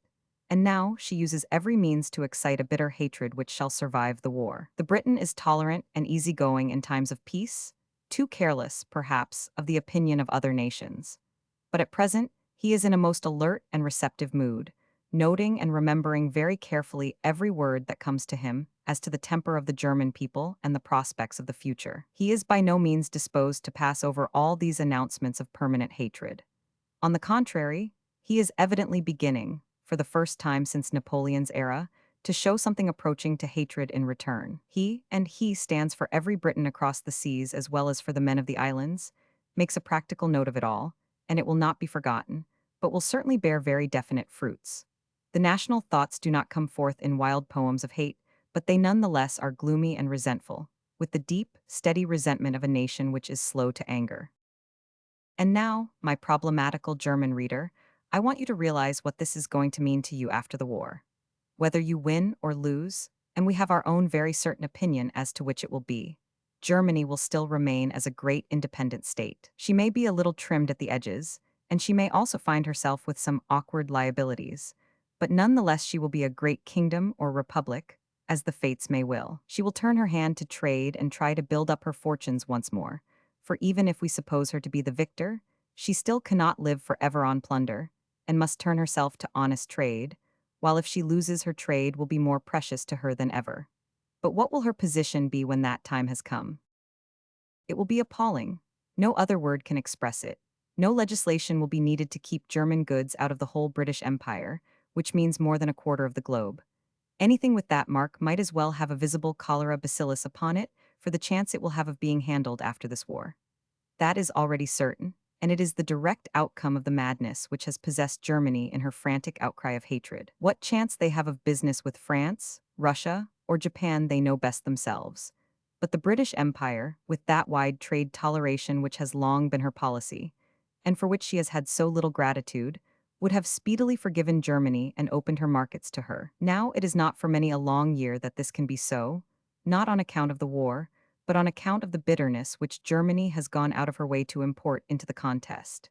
It is idle to say that in that case, we should lose our exports to Germany. Even if it were so, it would not in the least affect the sentiments of the retail sellers and buyers in this country, whose demands regulate the wholesale trade. But as a matter of fact, what Germany buys from the British Empire is the coal, wool, etc., which are the raw materials of her industry, with which she cannot possibly dispense. But the pity of it all, we might have had a straight, honest fight, and at the end of it we might have conceded that the German people had been innocently misled, by their military caste and their press, into the idea that their country was being attacked, and so were themselves guiltless in the matter. They, on their side, might at last have understood that Britain had been placed in such a position by her guarantees to Belgium that it was absolutely impossible that she could stand out of the war. With these mutual concessions, some sort of friendship could possibly have been restored, for it is no one's interest, and least of all ours, that the keystone should be knocked right out of the European arch. But all this has been rendered impossible by these hysterical screamers of hate, and by those methods of murder on land, sea, and in air with which the war has been conducted. Hate is a very catching emotion, and when it translates itself into action, it soon glows on either side of the North Sea. With neither race, to use Carlyle's simile, does it blaze like the quick-flaming stubble, but with both it will smolder like the slow red peat. Are there not even now strong, sane men in Germany who can tell these madmen what they are sowing for the next generation and the one that comes after it? It is not that we ask them to abate the resistance of their country. It is understood that this is a fight to the end. That is what we desire, but let them stand up and fight without reviling. Let them give punishment without malice and receive it without wincing. Let their press cease from lying, and their prophets from preaching hatred. Then, lose or win, there may still be some chance for their future. But alas, the mischief is already, I fear, too deep. When the seeds are sown, it is hard to check the harvest. Let the impartial critic consider von Muller of the Emden, and then, having surveyed our press and that of Germany, let him say with whom lies the blame. Chapter 8. Great Britain and the Next War. This essay is of some interest, as it was written 2 years before the war, and was one of the first attempts to make the public realize the importance of Bernhardi's notorious book. The author follows it by an unpublished essay called Afterthoughts, in which he examines how far his reading of the future has been justified by the event. I am a member of the Anglo-German Society for the Improvement of the Relations between the two countries, and I have never seriously believed in the German menace. Frequently, I have found myself alone in a company of educated Englishmen in my opinion that it was non-existent, or at worst greatly exaggerated. This conclusion was formed upon two grounds. The first was that I knew it to be impossible that we could attack Germany save in the face of monstrous provocation. By the conditions of our government, even if those in high places desired to do such a thing, it was utterly impracticable, for a foreign war could not be successfully carried on by Great Britain unless the overwhelming majority of the people approved of it. Our foreign, like our home, politics are governed by the vote of the proletariat. It would be impossible to wage an aggressive war against any power if the public were not convinced of its justice and necessity. For this reason, we could not attack Germany. On the other hand, it seemed to be equally unthinkable that Germany should attack us. One fails to see what she could possibly hope to gain by such a proceeding. She had enemies already upon her eastern and western frontiers, and it was surely unlikely that she would go out of her way to pick a quarrel with the powerful British Empire. If she made war and lost it, her commerce would be set back and her rising colonial empire destroyed. If she won it, it was difficult to see where she could hope for the spoils. We could not give her greater facilities for trade than she has already. We could not give her habitable white colonies, for she would find it impossible to take possession of them in the face of the opposition of the inhabitants. An indemnity she could never force from us. Some coaling stations and possibly some tropical colonies, of which latter she already possesses abundance, were the most that she could hope for. Would such a prize as that be worth the risk attending such a war? To me, it seemed that there could be only one answer to such a question. It still seems to me that this reasoning is sound. I still think that it would be an insane action for Germany deliberately to plan an attack upon Great Britain. But unfortunately, an attack delivered from mistaken motives is as damaging as any other attack, and the mischief is done before the insanity of it is realized. If I now believe such an attack to be possible, and it may be imminent, it is because I have been studying Germany and the Next War by General von Bernhardi. A book written by such a man cannot be set aside as the mere ravings of a pan-Germanic Anglophobe. So far as appears, he is not a pan-German at all. There is no allusion to that Germania irredent which is the dream of that party. He is a man of note, and the first living authority in Germany upon some matters of military science. Does he carry the same weight when he writes of international politics and the actual use of those mighty forces which he has helped to form? We will hope not. But when a man speaks with the highest authority upon one subject, his voice cannot be entirely disregarded upon a kindred one. Besides, he continually labors, and with success, to make the reader understand that he is the direct modern disciple of that main German line of thought which traces from Frederick through Bismarck to the present day. He moves in circles which actually control the actions of their country in a manner to which we have no equivalent. For all these reasons, his views cannot be lightly set aside, and should be most carefully studied by Britons. We know that we have no wish for war, and desire only to be left alone. Unfortunately, it takes two to make peace, even as it takes two to make a quarrel. There is a very clear statement here that the quarrel is imminent, and that we must think of the means, military, naval, and financial, by which we may meet it. Since von Bernhardi's book may not be accessible to every reader of this article, I will begin by giving some idea of the situation as it appears to him, and of the course of action which he foreshadows and recommends. He begins his argument by the uncompromising statement that war is a good thing in itself. All advance is founded upon struggle. Each nation has a right, and indeed a duty, to use violence where its interests are concerned, and there is a tolerable hope of success. As to the obvious objection that such a doctrine bears no possible relation to Christianity, he is not prepared to admit the validity of the Christian ethics in international practice. In an ingenious passage, He even attempts to bring the sanction of Christianity to support his bellicose views. He says, again, from the Christian standpoint, we arrive at the same conclusion. Christian morality is based, indeed, on the law of love. Love God above all things, and thy neighbor as thyself. This law can claim no significance for the relations of one country to another, since its application to politics would lead to a conflict of duties. The love which a man showed to another country, as such, would imply a want of love for his own countrymen. Such a system of politics must inevitably lead men astray. Christian morality is personal and social, and in its nature cannot be political. Its object is to promote morality of the individual, in order to strengthen him to work unselfishly in the interests of the community. It tells us to love our individual enemies, but does not remove the conception of enmity. Having thus established the general thesis that a nation should not hesitate to declare war where a material advantage may be the reward, he sets out very clearly what are some of the causes for war, which Germany can see before her. The following passages throw a light upon them. Strong, healthy, and flourishing nations increase in numbers. From a given moment, they require a continual expansion of their frontiers. They require new territory for the accommodation of their surplus population. Since almost every part of the globe is inhabited, new territory must, as a rule, be obtained at the cost of its possessors. That is to say, by conquest, which thus becomes a law of necessity. Again, lastly, in all times the right of conquest by war has been admitted. It may be that a growing people cannot win colonies from uncivilized races, and yet the state wishes to retain the surplus population which the mother country can no longer feed. Then the only course left is to acquire the necessary territory by war. Thus the instinct of self-preservation leads inevitably to war and the conquest of foreign soil. It is not the possessor, but the victor, who then has the right. And he concludes, arbitration treaties must be peculiarly detrimental to an aspiring people, which has not yet reached its political and national zenith, and is bent on expanding its power in order to play its part honorably in the civilized world.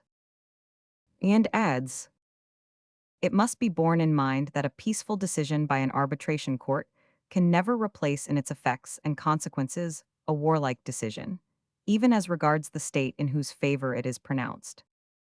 To many of us, it would seem a legitimate extension of the author's argument if we said that it would have a virile and bracing effect upon our characters if, when we had a grievance against our neighbor, we refrained from taking it into the law courts, but contented ourselves with breaking his head with a club. However, we are concerned here not so much with the validity of the German general's arguments as with their practical application so far as they affect ourselves. Brushing aside the peace advocates, the writer continues, to such views, the offspring of a false humanity, the clear and definite answer must be made that, under certain circumstances, it is not only the right but the moral and political duty of the statesman to bring about a war.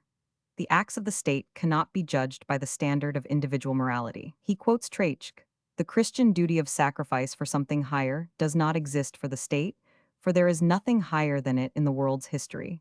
Consequently, it cannot sacrifice itself to something higher. One would have hoped that a noble ideal and a moral purpose were something higher, but it would be vain to claim that any country, ourselves included, have ever yet lived fully up to the doctrine.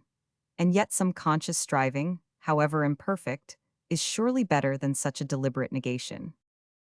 Having laid down these general propositions of the value of war and of the non-existence of international moral obligations, General von Bernhardi then proceeds to consider very fully the general position of Germany and the practical application of those doctrines. Within the limits of this essay, I can only give a general survey of the situation as seen by him. War is necessary for Germany. It should be waged as soon as is feasible, as certain factors in the situation tell in favor of her enemies. The chief of these factors are the reconstruction of the Russian fleet, which will be accomplished within a few years, and the preparation of a French native colonial force, which would be available for European hostilities. This also, though already undertaken, will take some years to perfect. Therefore, the immediate future is Germany's best opportunity. In this war, Germany places small confidence in Italy as an ally, since her interests are largely divergent, but she assumes complete solidarity with Austria. Austria and Germany have to reckon with France and Russia. Russia is slow in her movements, and Germany, with her rapid mobilization, should be able to throw herself upon France without fear of her rear. Should she win a brilliant victory at the outset, Russia might refuse to compromise herself at all, especially if the quarrel could be so arranged that it would seem as if France had been the aggressor. Before the slow Slavonic mind had quite understood the situation and set her unwieldy strength in motion, her ally might be struck down, and she face to face with the two Germanic powers, which would be more than a match for her. Of the German army, which is to be the instrument of this world drama, General von Bernhardi expresses the highest opinion. The spirit which animates the troops, the ardor of attack, the heroism, the loyalty which prevail among them, justify the highest expectations. I am certain that if they are soon to be summoned to arms, their exploits will astonish the world, provided only that they are led with skill and determination. How their ardor of attack has been tested it is difficult to see, but the world will probably agree that the German army is a most formidable force. When he goes on, however, to express the opinion that they would certainly overcome the French, the two armies being approximately of the same strength, it is not so easy to follow his argument. It is possible that even so high an authority as General von Bernhardi has not entirely appreciated how Germany has been the teacher of the world in military matters, and how thoroughly her pupils have responded to that teaching. That attention to detail, perfection of arrangement for mobilization, and careful preparation which have won German victories in the past may now be turned against her, and she may find that others can equal her in her own virtues. Poor France, once conquered, is to be very harshly treated. Here is the passage which describes her fate. In one way or another, we must square our account with France if we wish for a free hand in our international policy. This is the first and foremost condition of a sound German policy, and since the hostility of France once for all cannot be removed by peaceful overtures, the matter must be settled by force of arms. France must be so completely crushed that she can never again come across our path. It is not said how Germany could permanently extinguish France, and it is difficult to think it out. An indemnity, however large, would eventually be paid, and France recover herself. Germany has found the half-German border provinces which she annexed so indigestible that she could hardly incorporate Champagne or any other purely French district. Italy might absorb some of Savoy and the French Riviera. If the country were artificially separated, the various parts would fly together again at the first opportunity. Altogether, the permanent sterilization of France would be no easy matter to effect. It would probably be attempted by imposing the condition that in the future no army, save for police duties, would be allowed her. The history of Prussia itself, however, shows that even so stringent a prohibition as this can be evaded by a conquered but indomitable people. Let us now turn to General von Bernhardi's views upon ourselves. And, first of all, it is of interest to many of us to know what are those historical episodes which have caused him and many of his fellow countrymen to take bitter exception to our national record. From our point of view, we have repeatedly helped Germany in the past and have asked for and received no other reward than the consciousness of having cooperated in some common cause. So it was in Marlborough's days. So in the days of Frederick. So also in those of Napoleon. To all these ties, which had seemed to us to be of importance, there is not a single allusion in this volume.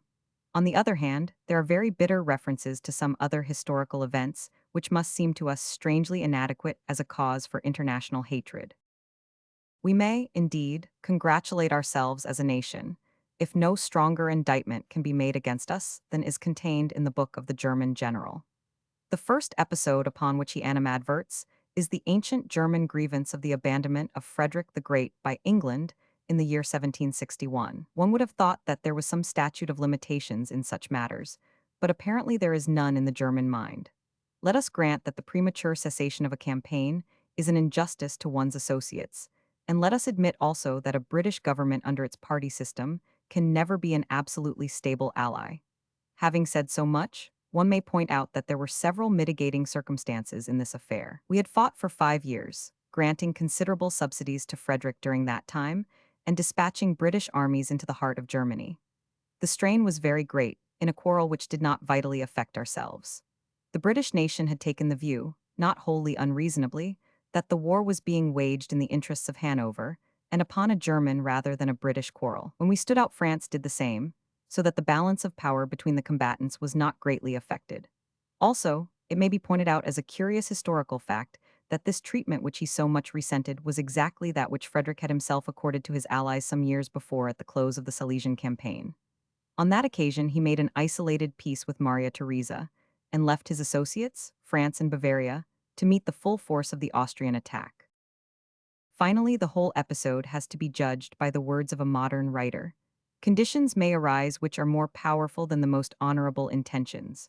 The country's own interests, considered, of course, in the highest ethical sense, must then turn the scale. These sentences are not from the work of a British apologist, but from this very book of von Bernhardi's, which scolds England for her supposed adherence to such principles. He also quotes, with approval, Traich's words: Frederick the Great was all his life long charged with treachery, because no treaty or alliance could ever induce him to renounce the right of free self-determination. Setting aside this ancient grievance of the 7 Years' War, it is of interest to endeavor to find out whether there are any other solid grounds in the past for Germany's reprobation. Two more historical incidents are held up as examples of our perfidy. The first is the bombardment of Copenhagen in 1807, when the British took forcible possession, in time of peace, of the Danish fleet. It must be admitted that the step was an extreme one, and only to be justified upon the plea of absolute necessity for vital national reasons.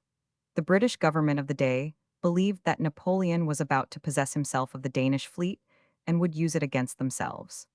Fouch has admitted in his memoirs that the right was indeed given by a secret clause in the Treaty of Tilsit. It was a desperate time, when the strongest measures were continually being used against us, and it may be urged that similar measures were necessary in self-defense.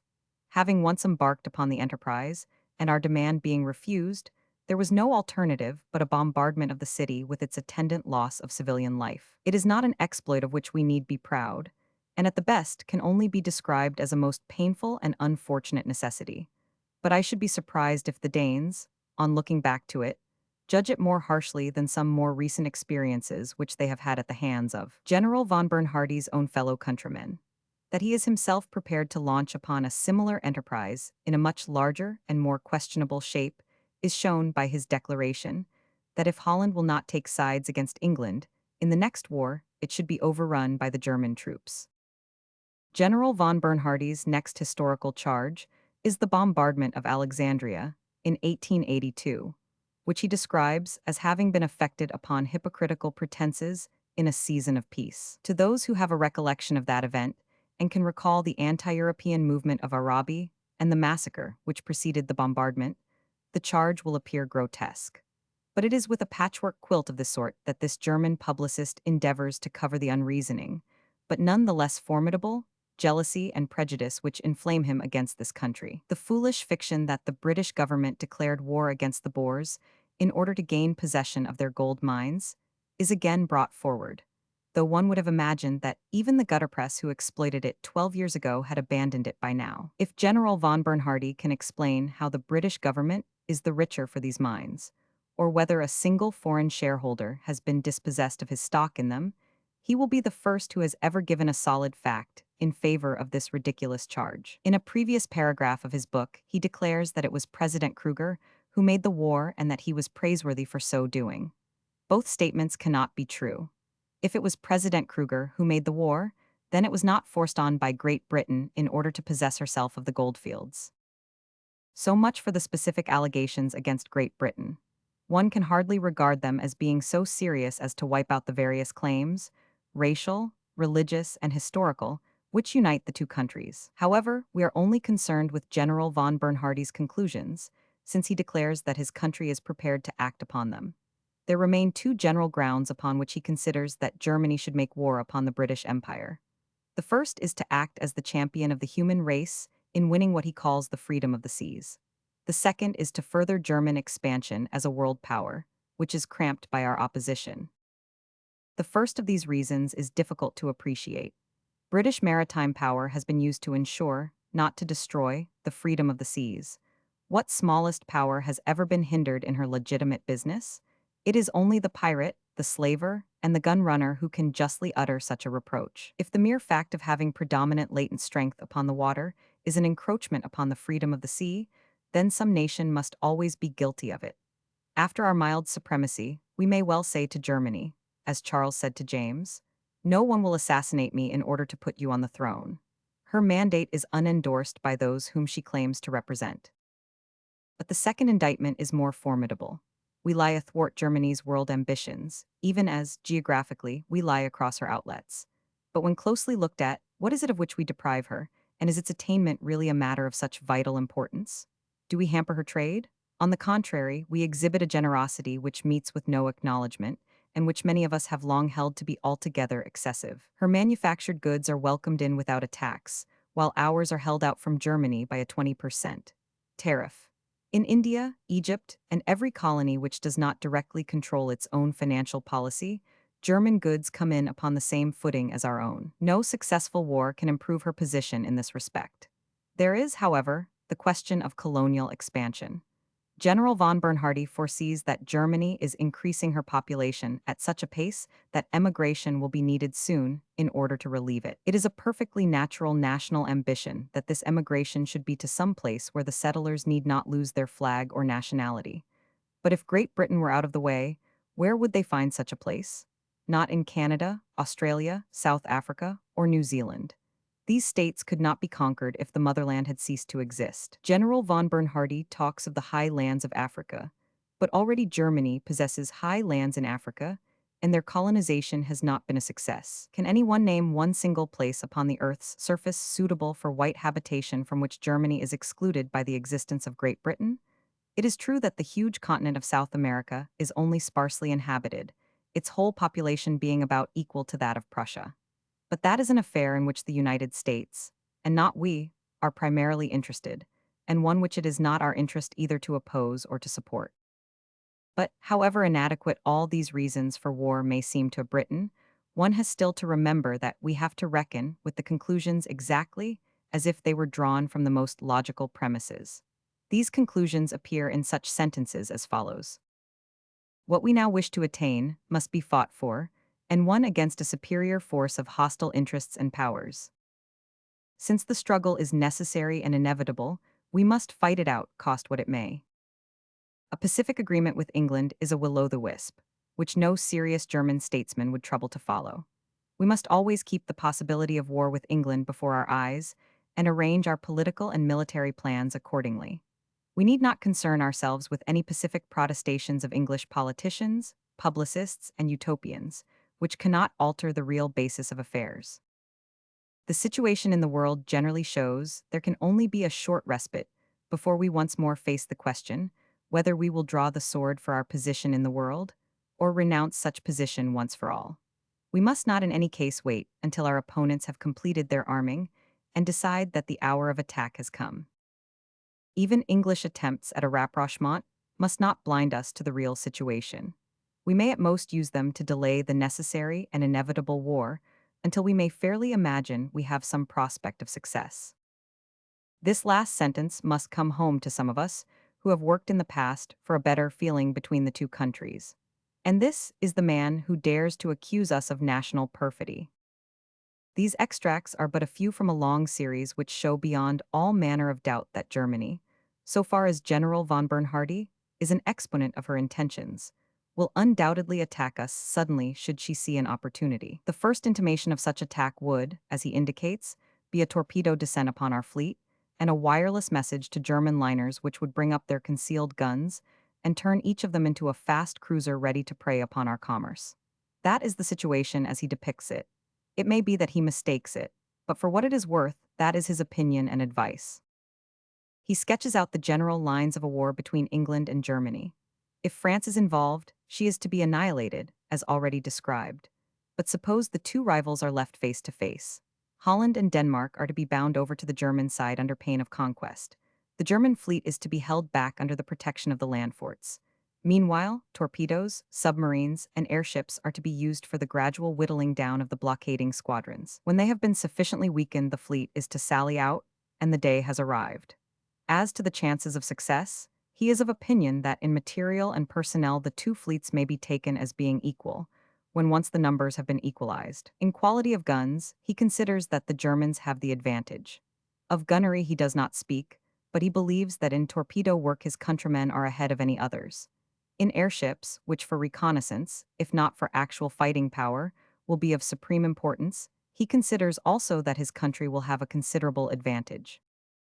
Such, in condensed form, is the general thesis and forecast of this famous German officer. If it be true, there are evil days coming both for his country and for ours. One may find some consolation in the discovery that wherever he attempts to fathom our feelings, he makes the most lamentable blunders. He lays it down as an axiom, for example, that if we were hard-pressed, the colonies would take the opportunity of abandoning us. We know, on the other hand, that it is just such a situation which would bring about the federation of the empire. He is under the delusion also that there is deep commercial and political jealousy of the United States in this country, and that this might very well culminate in war.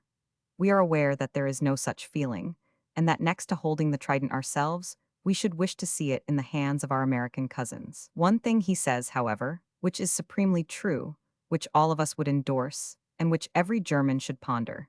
It is that the idea of a war between Germany and ourselves never entered into the thoughts of anyone in this country until the year 1902. Why this particular year? Had the feeling risen from commercial jealousy upon the part of Great Britain, it must have shown itself far earlier than that, as early as the Made in Germany enactment.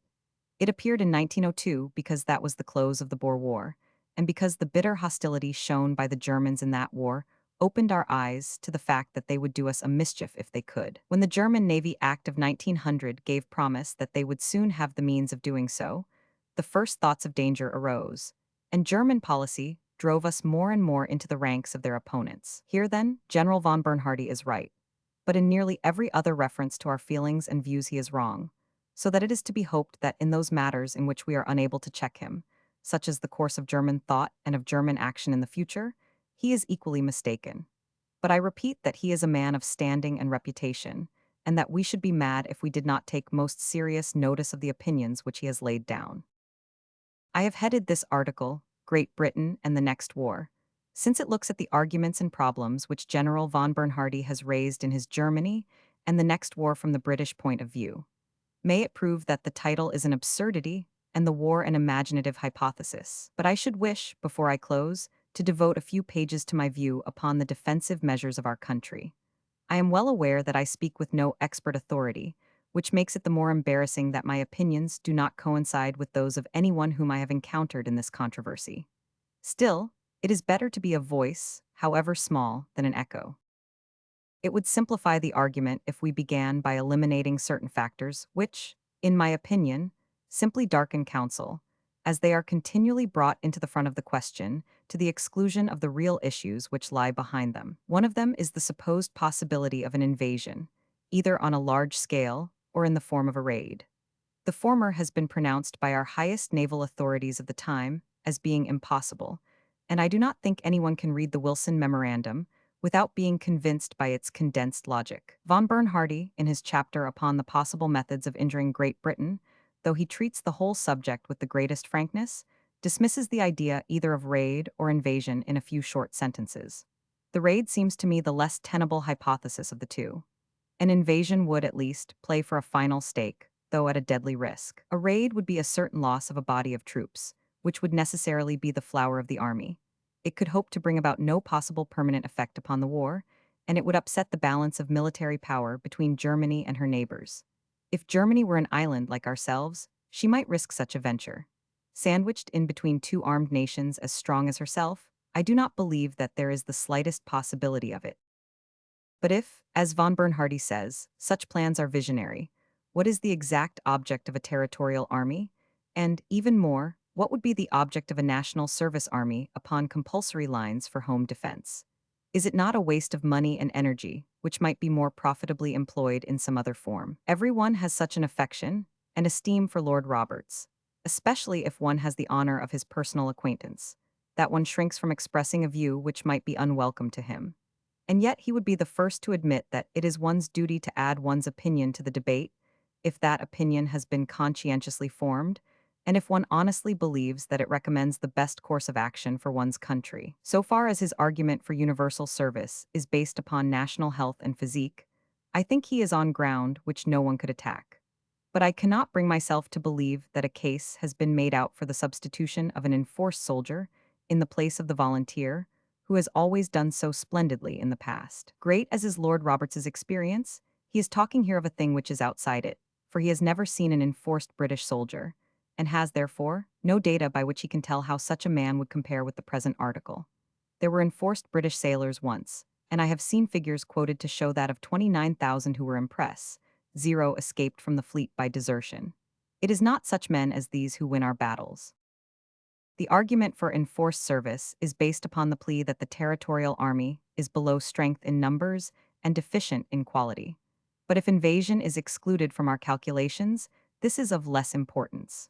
The force becomes a nursery for the army, which has other reserves to draw upon before it reaches it. Experience has shown that under warlike excitement in a virile nation like ours, the ranks soon fill up, and as the force becomes embodied from the outbreak of hostilities, it would rapidly improve in quality. It is idle to assert that because Bulgaria can, in a day, flood her troops into Turkey, therefore we should always stand to arms. The Turco-Bulgarian frontier is a line of posts. The Anglo-German is 100 leagues of salt water. But am I such an optimist as to say that there is no danger in a German war? On the contrary, I consider that there is a vast danger, that it is one which we ignore, and against which we could at a small cost effect a complete insurance. Let me try to define both the danger and the remedy. In order to do this, we must consider the two different forms which such a war might take. It might be a single duel, or it might be with France as our ally. If Germany attacked Great Britain alone, it may safely be prophesied that the war would be long, tedious, and possibly inconclusive, but our role would be a comparatively passive one. If she attacked France, however, that role would be much more active, since we could not let France go down, and to give her effective help, we must land an expeditionary force upon the continent. This force has to be supplied with munitions of war and kept up to strength, and so the whole problem becomes a more complex one. The element of danger, which is serious in either form of war, but more serious in the latter, is the existence of new forms of naval warfare which have never been tested in the hands of competent men, and which may completely revolutionize the conditions. These new factors are the submarine and the airship. The latter, save as a means of acquiring information, does not seem to be formidable, or not sufficiently formidable to alter the whole conditions of a campaign. But it is different with the submarines. No blockade, so far as I can see, can hold these vessels in harbor, and no skill or bravery can counteract their attack when once they are within striking distance. One could imagine a state of things when it might be found impossible for the greater ships on either side to keep the seas on account of these poisonous craft. No one can say that such a contingency is impossible. Let us see, then, how it would affect us if it should come to pass. In the first place, it would not affect us at all as regards invasion or raids. If the German submarines can dominate our own large ships, our submarines can do the same for theirs. We should still hold the seas with our small craft. Therefore, if Great Britain alone be at war with Germany, such a naval revolution would merely affect our commerce and food supply. What exact effect a swarm of submarines, lying off the mouth of the Channel and the Irish Sea, would produce upon the victualling of these islands is a problem which is beyond my conjecture. Other ships besides the British would be likely to be destroyed, and international complications would probably follow. I cannot imagine that such a fleet would entirely, or even to a very large extent, cut off our supplies. But it is certain that they would have the effect of considerably raising the price of whatever did reach us. Therefore, we should suffer privation, though not necessarily such privation as would compel us to make terms. From the beginning of the war, every home source would naturally be encouraged, and it is possible that before our external supplies were seriously decreased, our internal ones might be well on the way to make up the deficiency. Both of the two great protagonists, Lord Haldane and Lord Roberts, have declared that if we lost the command of the seas we should have to make peace. Their reference, however, was to complete naval defeat, and not to such a condition of stalemate as seems to be the more possible alternative. As to complete naval defeat, our estimates, and the grand loyalty of the overseas dominions, seem to be amply adequate to guard against that. It is useless to try to alarm us by counting in the whole force of the Triple Alliance as our possible foes, for if they came into the war, the forces of our own allies would also be available. We need only think of Germany. A predominance of the submarine would, then, merely involve a period of hard times in this country, if we were fighting Germany single-handed. But if we were in alliance with France, it becomes an infinitely more important matter. I presume that I need not argue the point that it is our vital interest that France be not dismembered and sterilized. Such a tragedy would turn the western half of Europe into a gigantic Germany, with a few insignificant states crouching about her feet. The period of her world dominance would then indeed have arrived. Therefore, if France be wantonly attacked, we must strain every nerve to prevent her going down, and among the measures to that end will be the sending of a British expeditionary force to cover the left or Belgian wing of the French defenses. Such a force would be conveyed across the channel in perhaps 100 troopships, and would entail a constant service of transports afterwards to carry its requirements. Here lies, as it seems to me, the possible material for a great national disaster. Such a fleet of transports cannot be rushed suddenly across. Its preparation and port of departure are known. A single submarine amid such a fleet would be like a fox in a poultry yard destroying victim after victim. The possibilities are appalling, for it might be not one submarine but a squadron. The terrified transports would scatter over the ocean to find safety in any port. Their convoy could do little to help them. It would be a debacle, an inversion of the Spanish Armada. If the crossing were direct from the eastern ports to Antwerp, the danger would become greater. It is less if it should be from Portsmouth to Havre.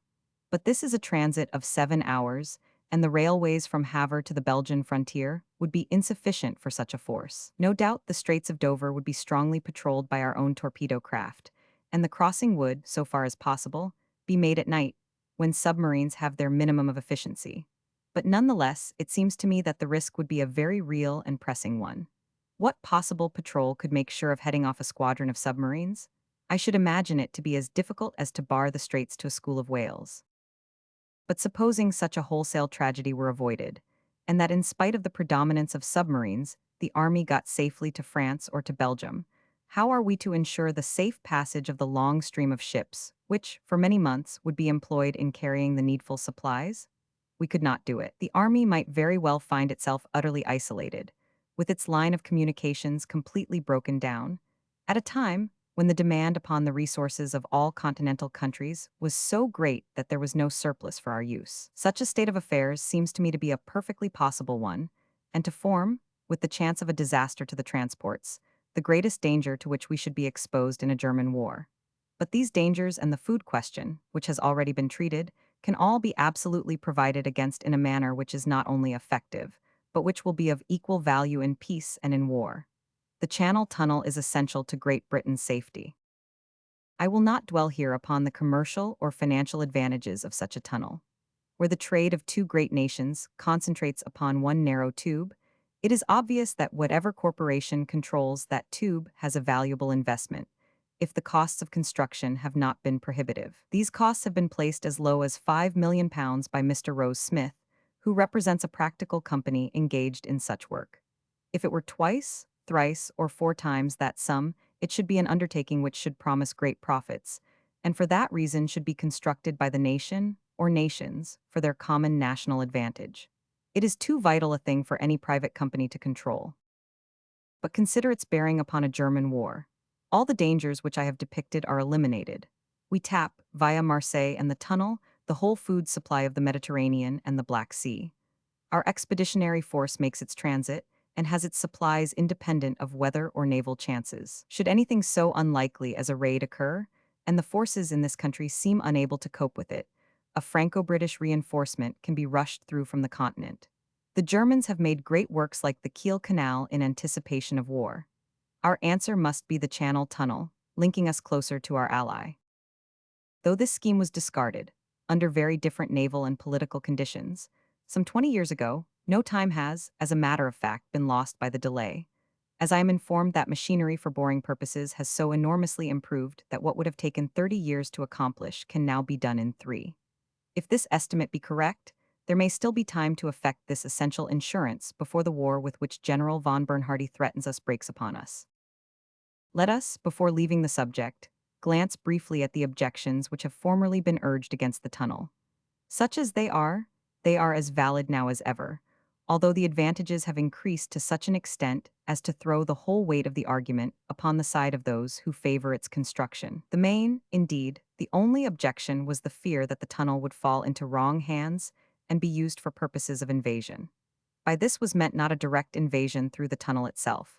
To invade a nation of 45 million people through a hole in the ground, 25 miles long, would stagger the boldest mind, but that the tunnel might be seized at each end by some foreign nation, which would then use it for aggressive military purposes.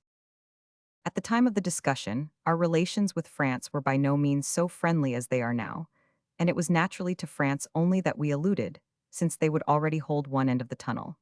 We need not now discuss any other nation, since any other would have to seize both ends by surprise, and afterwards retain them, which is surely inconceivable. We are now bound in close ties of friendship and mutual interest to France. We have no right to assume that we shall always remain on as close a footing, but as our common peril seems likely to be a permanent one, it is improbable that there will be any speedy or sudden change in our relations. At the same time, in a matter so vital as our hold upon the Dover end of the tunnel, we could not be too stringent in our precautions. The tunnel should open out at a point where guns command it, the mouth of it should be within the lines of an entrenched camp, and a considerable garrison should be kept permanently within call. The latter condition already exists in Dover, but the numbers might well be increased. As an additional precaution, a passage should be driven alongside the tunnel, from which it could, if necessary, be destroyed. This passage should have an independent opening within the circle of a separate fort, so that the capture of the end of the tunnel would not prevent its destruction. With such precautions as these, the most nervous person might feel that our insular position had not really been interfered with. The strong fortress of the Middle Ages had a passage under the moat as part of the defense. This is our passage. Could an enemy in any way destroy it in time of war? It would, as I conceive, be sunk to a depth of not less than 200 feet below the bed of the ocean. This ceiling would be composed of chalk and clay. No explosive from above could drive it in. If it were designed on a large scale, and personally, I think it should be a 4-line tunnel, even if the cost were doubled thereby. No internal explosion, such as might be brought about by secreting explosive packets upon the trains, would be likely to do more than temporarily obstruct it. If the very worst happened, and it were actually destroyed, we should be no worse off than we are now. As to the expense, if we are driven into a war of this magnitude, a few millions one way or the other will not be worth considering. Incidentally, it may be noted that General von Bernhardi has a poor opinion of our troops. This need not trouble us. We are what we are, and words will not alter it. From very early days, our soldiers have left their mark upon continental warfare, and we have no reason to think that we have declined from the manhood of our forefathers. He further calls them mercenaries, which is a misuse of terms. A mercenary is a man who is paid to fight in a quarrel which is not his own. As every British soldier must by law be a British citizen, the term is absurd. What he really means is that they are not conscripts in the sense of being forced to fight, but they are sufficiently well paid to enable the army as a profession to attract a sufficient number of our young men to the colors. Our military and naval preparations are, as it seems to me, adequate for the threatened crisis. With the Channel Tunnel added, our position should be secure. But there are other preparations which should be made for such a contest, should it unhappily be forced upon us. One is financial. Again, as so often before in the history of British wars, it may prove that the last guinea wins. Everything possible should be done to strengthen British credit. This crisis cannot last indefinitely. The cloud will dissolve or burst. Therefore, for a time, we should husband our resources for the supreme need.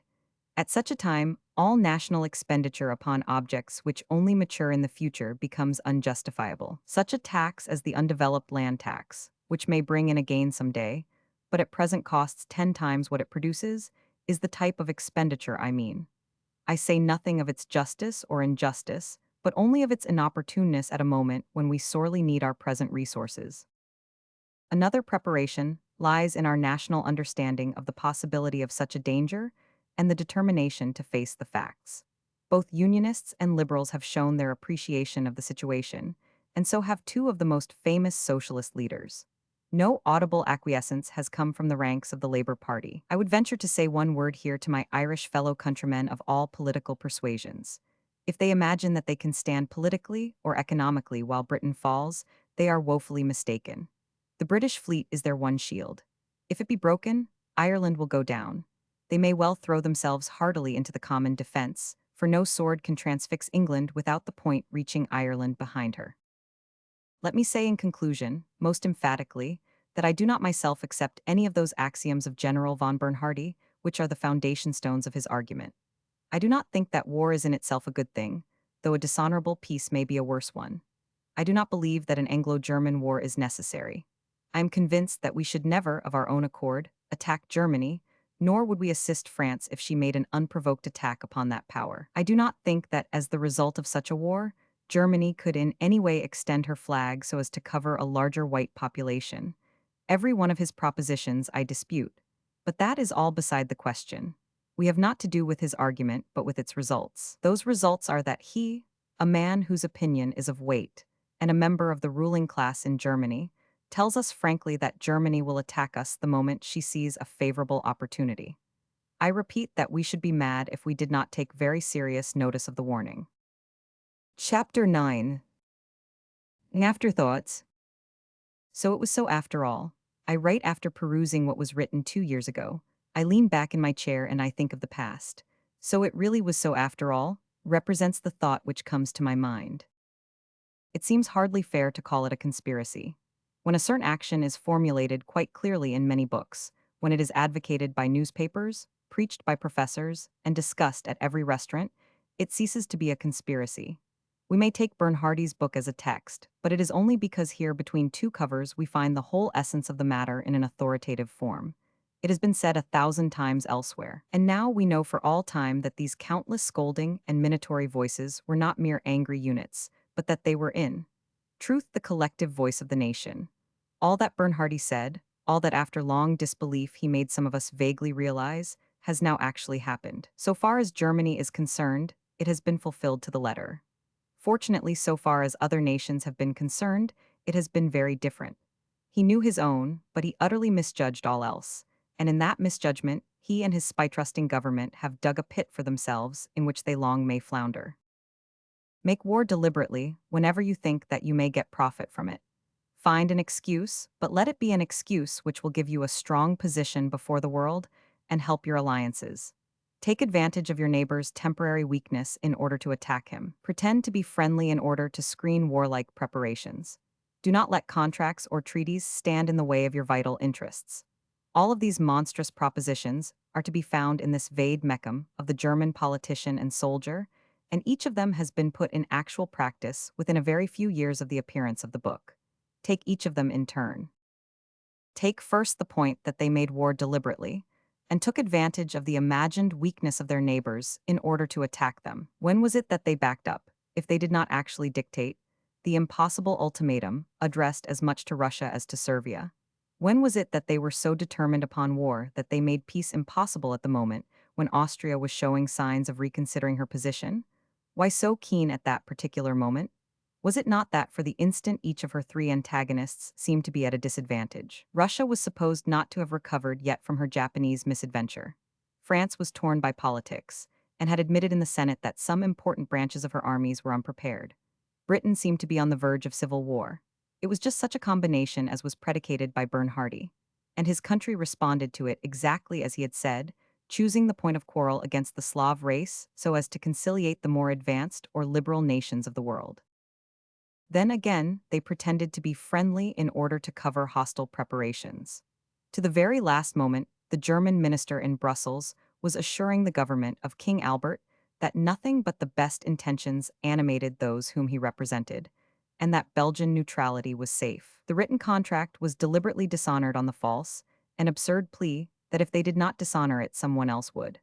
Thus, of the 5 propositions which had seemed most monstrous and inhuman in Bernhardi's book in 1912, every single one had been put into actual practice by his country in 1914. Those of us who advised at the time that the book should be taken seriously have surely been amply justified. It is a singular thing that Bernhardi not only indicated in a general way what Germany was contemplating, but in his other book upon modern warfare, he gives a very complete sketch of the strategic conception which has been followed by the Germans. He shows there how their armies might come through Belgium, how their eastern forces might mark time while the western, which were to consist of the picked troops, would travel by forced marches until they reached the neighborhood of the coast, or at least the west of Paris, after which the whole line should swing round into France. The chance that by these movements the German right would come into the region of the British Expeditionary Force is dismissed lightly, since he entirely underestimated the power of such a force, while as to the Belgian army, it is hardly admitted as a factor at all. A comparison of the opinions of this great military authority with the actual facts as we have recently known them must weaken one's faith in the value of expert judgment. He is, for example, strongly of opinion that battles will not as a rule last for more than one day. He has also so high an opinion of the supreme fighting value of the German soldiers that he declares that they will always fight in the open rather than behind entrenchments. It makes strange reading for us who have seen them disappear from sight into the ground for a month at a time. In what I have said in the previous article of the naval and military position, I find nothing to withdraw and little to modify. I write with the Germans at Ostend, and yet the possibility of either a raid or an invasion seems to me as remote as it did 2 years ago. I do not, of course, refer to an aerial raid, which I look upon as extremely probable, but to a landing in these islands. The submarine, which has been used so skillfully against us, is an all-powerful defensive weapon in our hands.